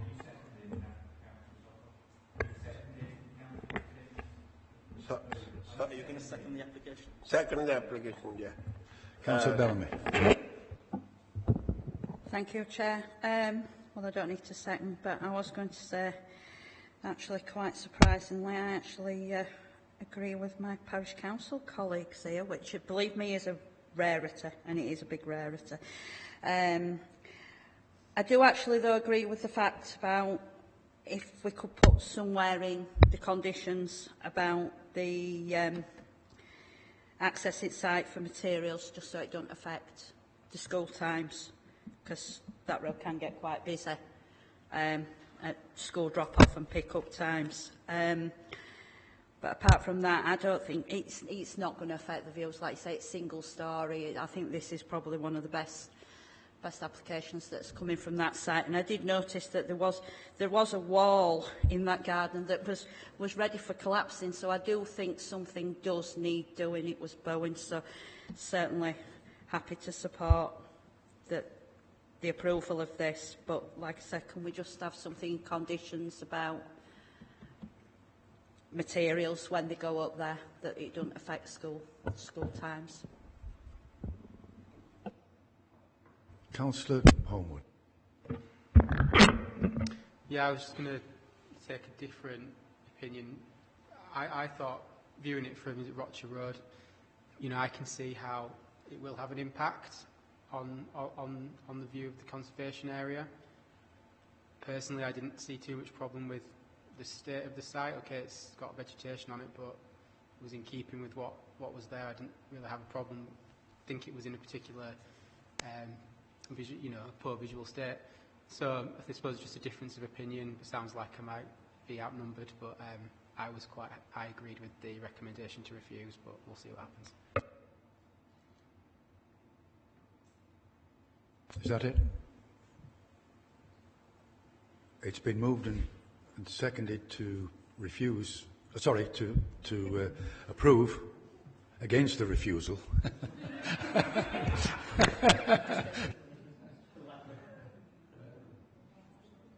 The planning officer will go through the reason.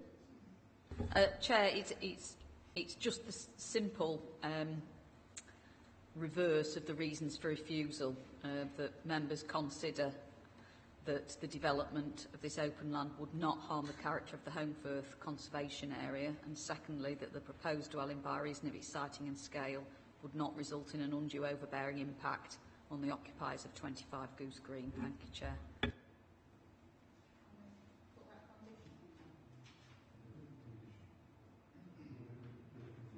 And if it is overturned, one of the conditions should be that there's a construction management plan to avoid hours, to ensure that materials are delivered outside school times.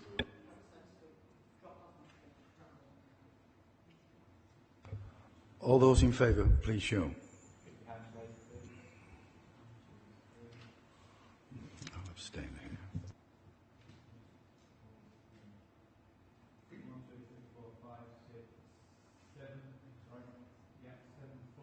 Against? 2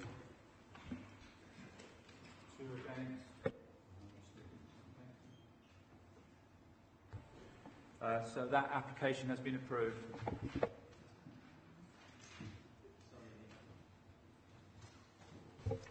Page 123,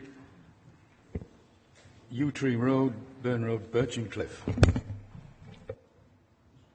Thank you, Chair. This is an outline application for up to 10 dwellings, with the point of access the only matter to be considered.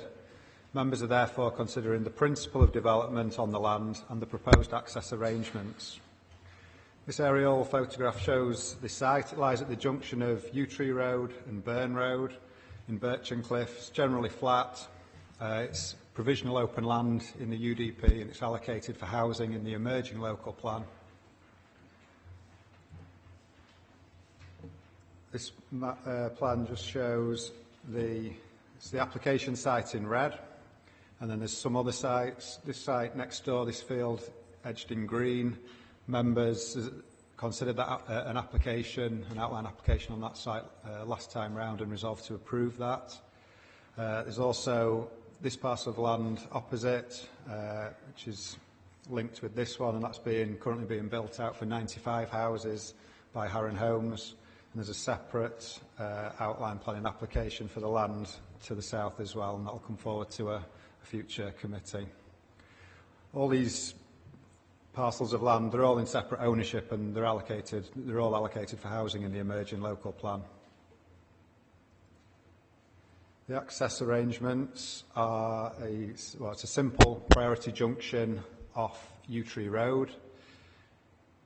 This has been assessed in relation to the approved access that will serve 50 houses as part of the Harron Homes development, and then directly opposite that, members resolved to approve that another point of access under the separate application on the next door field. A footpath will be provided along the site frontages, and there's also be a contribution towards highway improvement works on Halifax Road, which is consistent with other developments in the vicinity. Matters of scale, layout and design are reserved for future approval, but officers consider that an acceptable scheme can be delivered. I'll just show you an indicative layout which has been submitted, which is that. And I'll just point out that these driveways off Yew Tree Road, they're not part of the proposed access arrangements, and they're not something that officers will be supporting. Officers are looking for, or only supporting, one point of access to serve the entire development internal to the site. So in summary, officers consider the principle of development to be acceptable. There have been applications for residential development that have been approved on other parts of the POL allocation. The principle of development is also consistent with the site's emerging allocation in the local plan. As I said, this single point of access is considered to be acceptable and has been considered in relation to other existing and planned accesses on Yew Tree Road. Thank you, Chair. Members. Yes. Okay. Obviously, this is one that lies within my ward. and follows a number of other applications. And I think what some of the arguments that was laid on the, not the last case, but the previous case apply here in overdevelopment of the area. There are currently over 220 houses in total. I know this is just for 10, but it's 10 on top of 95, on top of 98, on top of another 10 and a few more still to come. The road infrastructure around there, it's not just Yew Tree Road, cannot cope with heavy volumes of traffic. If you've got 200 houses coming up, they're all 3-bedroom, 4-bedroom, 5-bedroom. You're going to have 600 cars travelling around there. Once the entry into Yew Tree Road, not an issue. It's after Yew Tree Road. You have to go into Halifax Road at the top of Yew Tree Road. That junction cannot be improved. If you go down Burn Road, it is one of the most dangerous entries into Halifax Road.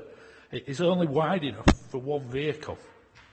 It's no two-way access. So that leaves, as you come down Yew Tree and follow Burn Road up to Grimesca Road, the money, we're told, is going to go towards improvements by the Cavalry Arms junction there. Why? The A629 changes that have been paid for by another authority already cover improvements to that road junction. So why can't this money be directed somewhere else? So, for example, improving the road junction into Grimesca Road to cope with the traffic that's going to be going up that road. We've already had complaints from residents concerning construction traffic on the existing development. They're using Rock Road. These are big lorries. They've been using Rock Road, which is a narrow, unadopted road, as a rat run. Drains have been damaged. The road has been damaged. Footsteps of houses have been damaged. So obviously, if planning is given for this, it's only just going to exacerbate the misery of the existing residents, not just on Rock Road or on Burn Road, but you've got the top end of Yew Tree Road, the congestion that is going to build up getting into Halifax Road, because you can't alter that junction at Yew Tree. You can't alter that junction on Burn Road into Halifax Road. So for me, there's too much going on. And it's time we said, enough's enough. There are 200 houses is a lot. And 10 out of a whole Kirklees development plan of, what was it, 30,000. They're not going to miss 10 houses, but it will make such a big difference to the quality of life to people in that area. And people, the existing residents, move there for a reason, because the idyllic location, it's quiet. All that's going to go. Already, the sales boards are going up. People are moving out the area. And I'm sorry, it just to me seems there's too much, too quick. There's only so much you can channel into a funnel without it suddenly overflowing. And I think we're at that point of saturation. And for me, I would like to see that it's refused. Thank you. Councillor Sokol. Chair, I'm going through this application. Either we approve outline planning permission, or be given It's outlined. Yeah, outlined. It's outlined. It's 6 of them. Only one of them they come back for in details. Yeah, and only one of them is under construction. The 5 still there. Nothing happening by there. I supported all of this application in the past, but I don't think it's fair for me to keep supporting this outline planning application until the previous one have been sorted out. Thank you. Councillor Bellamy and then Councillor Homewood. Thank you, Chair. I think I agree. To be honest, I think enough's enough now. It's just piecemeal development. It's 10 this week, it'll be 10 in another month, it'll be another 10 in another month. It's every meeting, there is something else up there, and it all seems to be on Yew Tree Road, and it is loads. I mean, how many single points of access can there be down one road? Because this is what seems to be happening there. I mean, there were only one couple of weeks, well, months into something. There is going to be nothing. There won't be a green field left. There won't be a blade of grass left up there if anybody actually does develop all these. To be honest, I just think this is the straw that's going to break camel's back, to be honest. Like you said, they're just coming back and back and back again. And I think enough's enough. And I honestly will say I can't support this. I think that's it. Councillor Homewood. I agree with what was said, because I think we discussed at the last meeting. I think you mentioned the land underneath there, about the access to that one. I think what would be really helpful, and I appreciate there's a local plan in place and there's allocations, but if we're going to keep having to make decisions on these, I think it would be really helpful for the committee to have a sight of the overall development in that area and what is planned for it, because we're looking at 10 at a time, like you say, and every time you look at 10, the answer is it has a minor impact on it, which it would at 10 at a time, but when you add, and that adds to 100 to 200 to 300, and I just think it would, to make the decision alongside this or whatever, it would be good to have something that gave us a bit of more detail about the local plan aims and targets, and you know, the housing delivery timescales and stuff for this area, that leads to the impacts that Richard was talking about. So I don't know if that's a possibility, but I'd support that. Councillor Hall. The thing is with this site, unfortunately, it's a poll site, but what's been said just now, it's something that was mentioned at a planning meeting I was at probably 3-4 years ago, and that is if developers come to us with 10 here, 10 there, another 10 somewhere else, 9 over there, and what we were saying was it's a nice little way of getting out to doing 106 agreements. Now, I'm not a great fan of developers many a time, because we do know what games to play. We're coming towards the end of his application for new local plan, which is luckily, I think, going our way. So I'd like to start using little bits of this and little bits of that, and this time turn around to this developer and say, no, you're not. Bye-bye. So I'd refuse it. Councillor Dollar. Yeah, I'd have to really support what everybody's saying. Certainly, Steve. I mean, this, what Steve and James have said: 10 here, 10 there, 15 here, 5 there. It soon mounts up. But the issue that I've got, I think, as well, is that the Section 106 is a part of a massive A629 scheme which borders the Linley and the Greenhead ward. That's already had £10 million worth of funding approved to deliver that scheme, and I think that the Section 106 money could be used a lot more sensibly. But I do agree with the comments that colleagues have made. 10 here and 10 there it's just not ideal. I'll just finish this, Councillor Sims. The only problem we've got is highways don't have a problem with these three roads, but highways don't have a problem. So we get it every time. So, and that is why I can't go along with the refusal, because they'll do us when it goes to appeal. Anyway, Councillor Sims. Would it be nice, especially for new councillors, if on this site map there, that you would show us what's already been allocated? Because when you look at these maps, it doesn't particularly give you any idea of what the density is on that road.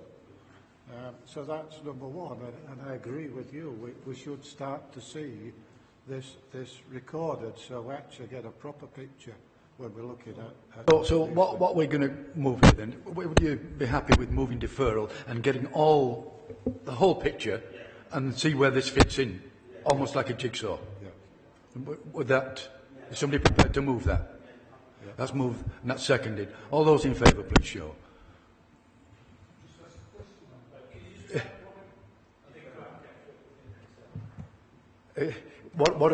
Yes, in fact... Deferral. For further information of all what's happening.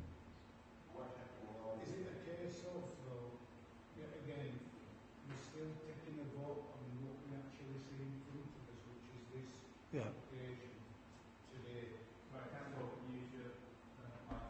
Are you moving refusal? Would it? Who's moved refusal? Yeah, did you? Yeah. Move refusal. Through you, Chair, there's concern from members about the piecemeal approach to development in the area. Some of it's been granted permission, some of it's started, some of it's not started. And also in terms of that development, where if there are contributions, any contributions is spent because there's already committed money to certain schemes in the area. So if it was to be granted, is what we're suggesting in the report, what members would want to see in terms of improvements in the area.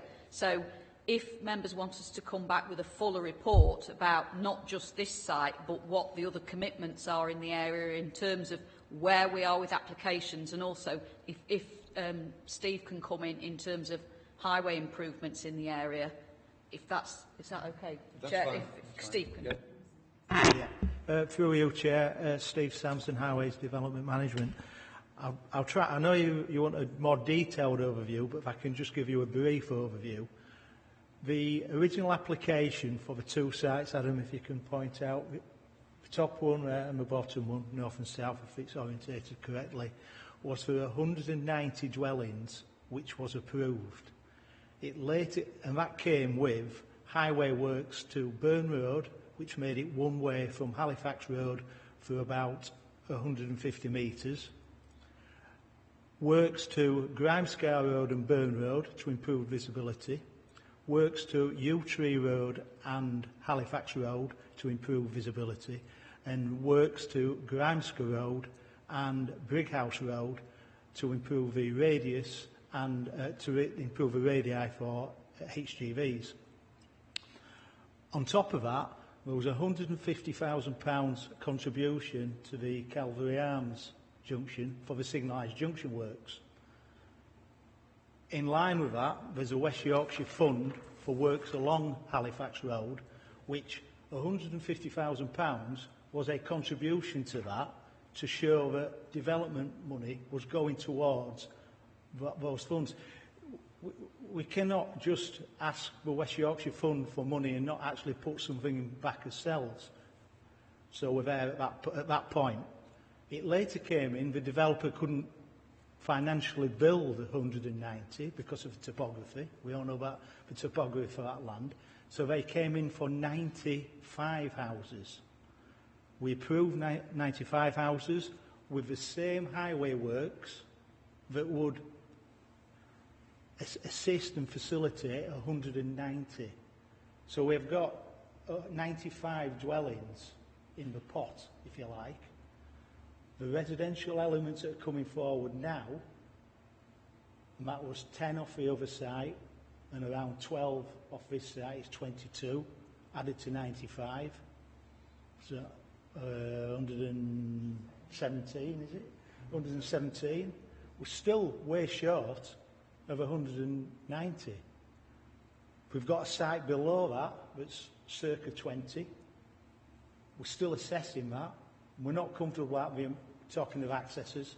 There's two accesses on there, if you just point that out, Adam, there's two accesses on there which we're not happy about, so we're still in negotiations about that. Add those together, and we're still 35 houses below the 190, which we're getting the improvement works on, which have started with, because Allen Homes are on site, and that's where we stand. If, in terms of that area, I mean, I can't really explain, hopefully I've explained that we're actually in credit, if you like, because we've assessed it back in 2015-16 on a 2014 application for 190 houses, and we're getting the highway improvements on those.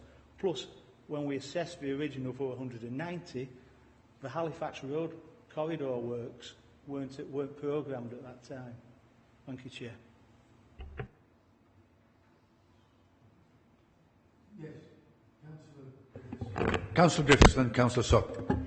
Could I ask, the highways improvement, do they include facility for cycling? Because this would seem to be an ideal distance for cycle commuting rather than using cars.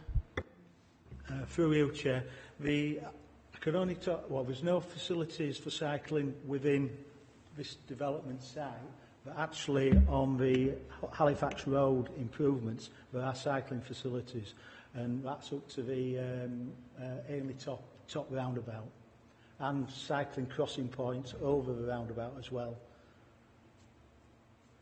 Thank you, Chair. Chair, I don't live far away from these sites, right? The improvement on junction or access where the highway officer talking about. I haven't seen any physical improvement so far on there, so I'm not happy with that. It's only highway's recommendation, improve that, that's all. I would assume that that's going to happen eventually. If they haven't gone on with that, with building, then they would say there's no immediate necessity for it. But it should come when they start building.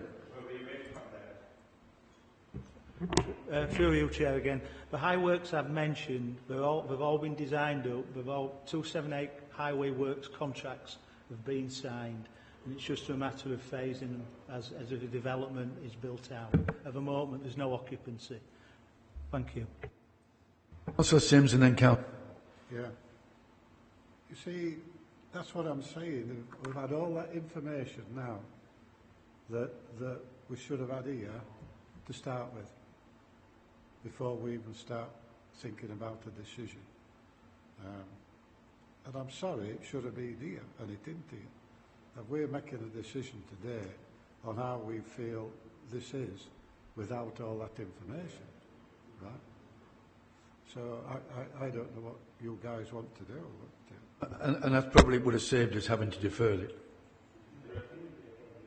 Well, we could refuse it and ask them to come back for an overall scheme, because all these separate little entrances, they're going to add the lever on the highway, aren't they? And, you know, there'll be nothing on this entrance here, will they, to enhance, because it'll just be into that straight bit of road. So, well, I'll support refusal if that's what you want. I don't. Councillor Uppel. Oh, sorry. Councillor Hall first, then. I do get part of what Ken's just said. I think the information that Steve's just given us, if that had been in the report that we've got in front of us, I wouldn't have asked what I asked. But I asked what I asked because I wanted to know what were going on all around. So on that up, I would be okay with the delegated approval going to officers, but when it's a really important area like we've got here, which has got developments, because me and you, I think, Terry, were called several different naughty names when we passed one application on here. It's nice to know exactly what's going on, and it saves a lot of time. It saves stuff being deferred or refused, and it would be helpful if we can have a more detailed report on 106 things that's going on when applications come to us in future, purely while I'm rambling on now to save time. Councillor Uppel, did you want to? Yeah, I'll just be quick. Obviously, there's some different opinions here, and I don't think this is something that should be refused at this stage, but given there's different opinions, maybe we can look at deferral for now, perhaps get that extra information in writing. I know you've given it verbally, and then have it come back. Right, so where are we now? Chair, I've got confused. Chair, through you, I can confirm what deferment is actually on the table at the moment, because we had move for deferment by Councillor Homewood, and it was seconded by Councillor Allah. So that at the moment, that is still on the table. That's on the table. I think we deferred it minus half been said.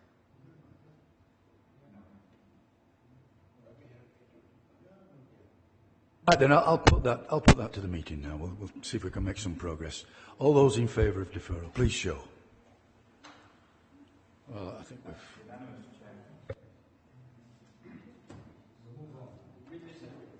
Right. Page 137, and this is 11 Home Avenue, Dalton, or the rear of.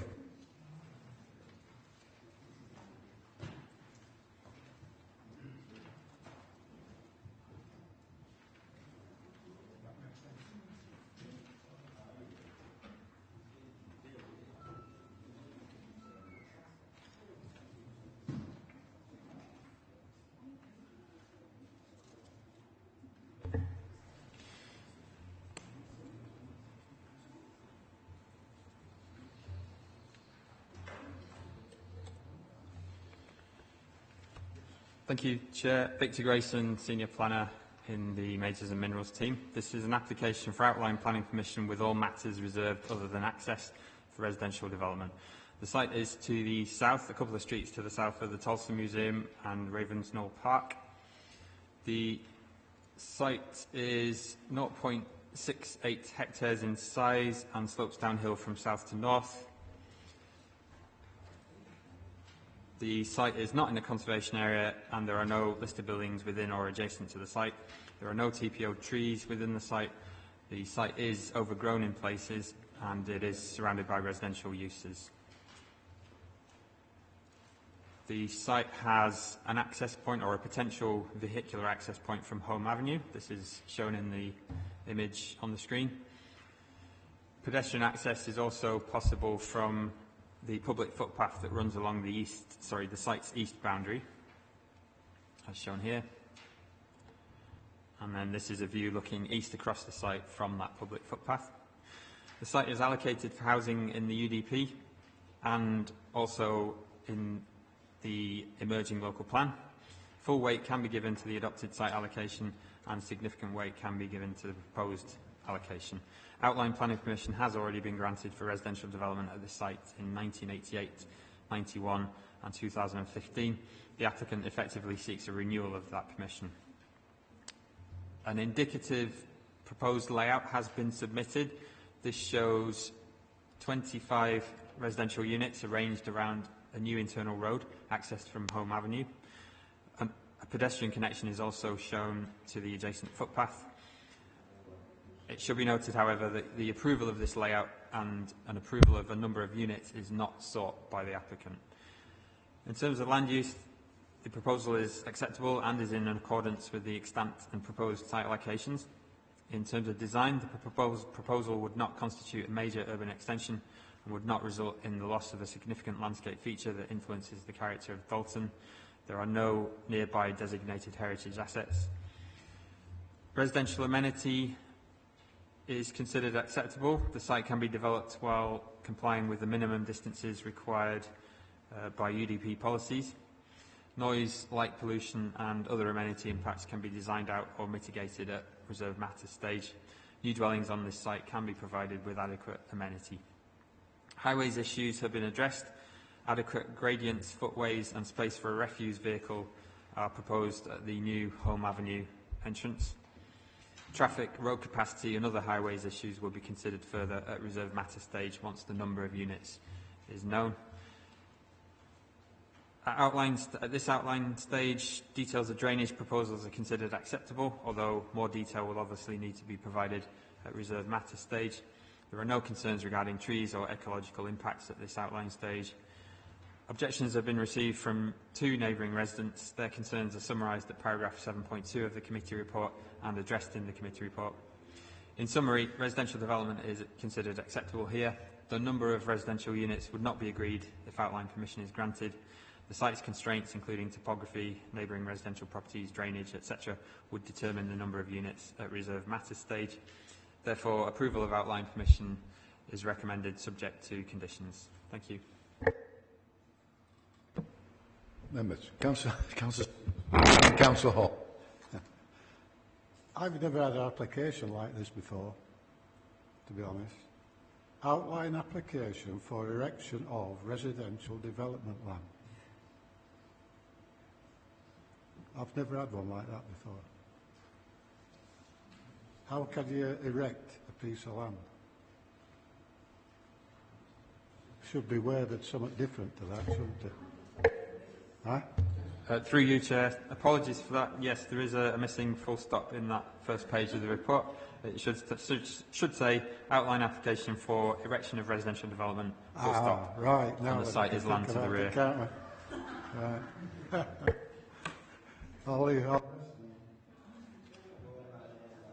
Councillor Hall.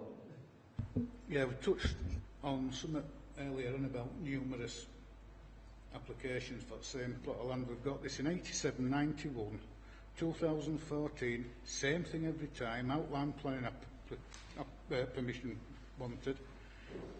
I think I'd say yes, all right, agree this one this time, but put the strongest condition on the yes and you get it built as soon as possible, because we're sick of seeing it, basically.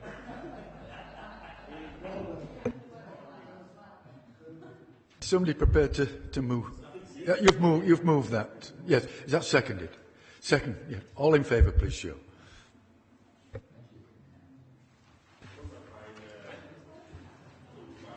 Right.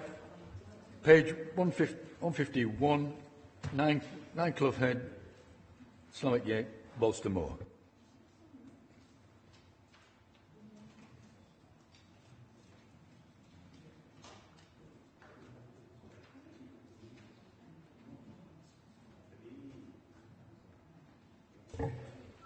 Thank you, Chair.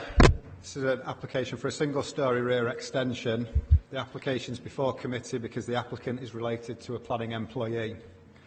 This is a modified proposal of the scheme that was before members last year and which was refused as being inappropriate development in the green belt. This is the site, this property just here. Members carried out a site visit in November last year. Show some photos. So this is the side of the dwelling. The extension, single storey, will be to the rear. Just looking at it from the front, the extension would just jut out slightly at the side, at the back, and there'd be a ramp up this side to the extension. Showing the rear. So there has been an extension added to the building before, which is this two-storey rear extension and this single-storey utility extension. Though this extension was built on part of the original footprint of the building, although we don't know whether that was single-storey or two-storey. There's also this garage that's been added to the side. This plan shows the extension. That's just looking at it from the side. It's got a flat roof. And looking at it from the rear, as you can see, it would just jut out to one side. Now, the previous application was for a similar single-storey rear extension, but it had a large single-storey extension on the side of the house as well. And that was a particular concern on this side of the house. That was a concern for officers and members. But now, taking into account this much reduced scheme, given the scale and location of the extension, officers consider that it wouldn't amount to a disproportionate addition to the original building, although it would probably take it up to the limit in terms of what could reasonably be classed as proportionate. So on that basis, the recommendation is to delegate approval to officers. Thank you, Chair. I'm going to take the first jump in here because it's 70% of... Now, what is the reasonable limit here? I think we've gone over the limit here, well over the limit. We're into Greenbelt. This is also a KMC employee. Now, we've got to be careful, and I won't say any more. Councillor Sims. I'm just trying to recollect what we advised last time, because the garage at the side, you were going to put a big kitchen at the back, was that right? Is this the one? Yeah? Yeah, yeah, yeah. And we refused that, didn't we? Yeah. That garage at the side is unsightly, there's no doubt about that, but again, you've got to weigh up the Greenbelt situation. It's not my ward, but, you know, I'll listen to what the ward councillor needs to say and take it from there.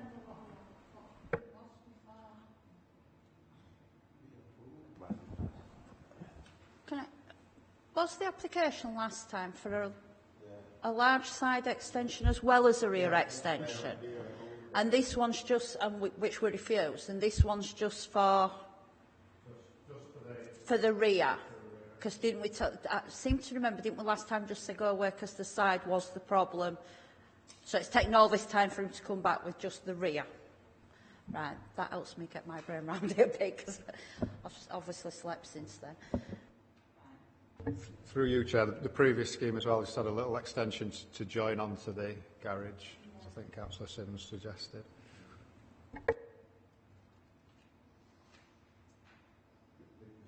We got, come on, move up.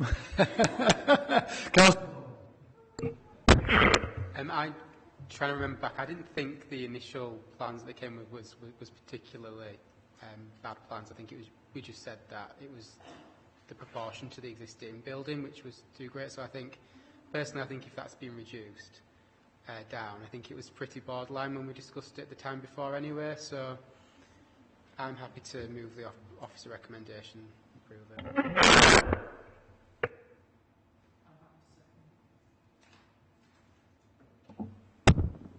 Is that moved and seconded? Then moved by Councillor Bellamy. Just like to. I was just going to say I'll move it, providing we obviously stick to natural stone and it's in keeping with the rest of the building.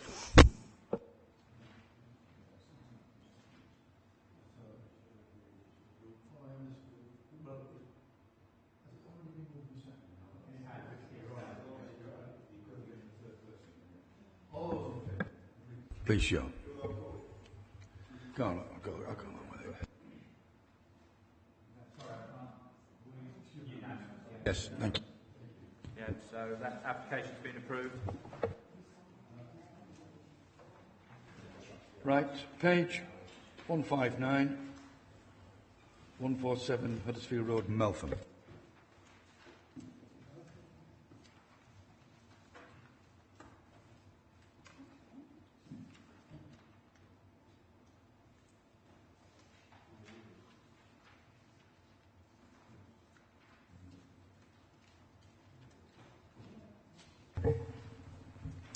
Good afternoon. My name is Francis Davis and I'm the planning officer attached to this application. This application has been brought to committee as the applicant is an employee of Kirklees Planning Department. The application relates to a large semi-detached dwelling constructed from brick and designed with a hip roof located immediately off Huddersfield Road. It is noted that the dwelling benefits from a large amount of private amenity space which extends from the rear of the dwelling down to Meltham Dyke. The planning permission is sought for the erection of a single-storey rear extension projecting by 5 metres, demolition of a sectional garage and the erection of a 2-storey detached garage. Making use of the prevailing topography, the garage would appear as a single-storey when viewed in the principal elevation and be constructed from brick to match the host dwelling. The application has been assessed by planning officers as having an acceptable impact on visual and residential amenity. No public representations have been received in relation to the scheme. The application is recommended for approval. Nothing further to add, Chair. Councillor Sokol. Yeah, Chair, everybody knows the Meltham Road is very busy road and it's over speed and people there. It's actually Huddersfield Road. Sorry? Meltham Road or Huddersfield Road? Yeah, I don't know why it says Meltham Road, actually. Oh, Huddersfield Road. Meltham, yeah. Yeah, I'm talking about that. I think it's, I have no problem to support officer recommendation to approve that. Councillor Ola. It's seconded. Any further? No. All those in favour, please show. That application is approved. And finally, page 167, 12 Woodley Avenue, Marsh.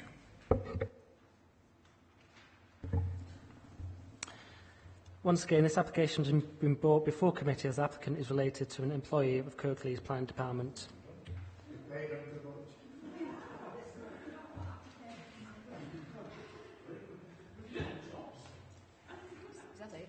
No, 1 second.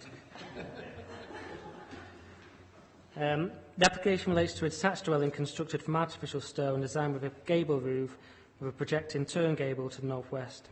Set with a modest plot, private amenity space surrounds the dwelling.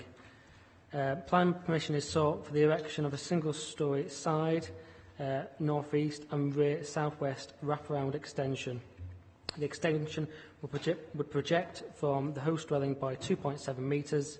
The extension would be constructed from artificial natural stone and be designed with a lean-to roof finished in concrete tiles. The application has been assessed by planning officers as being acceptable in terms of visual and residential amenity.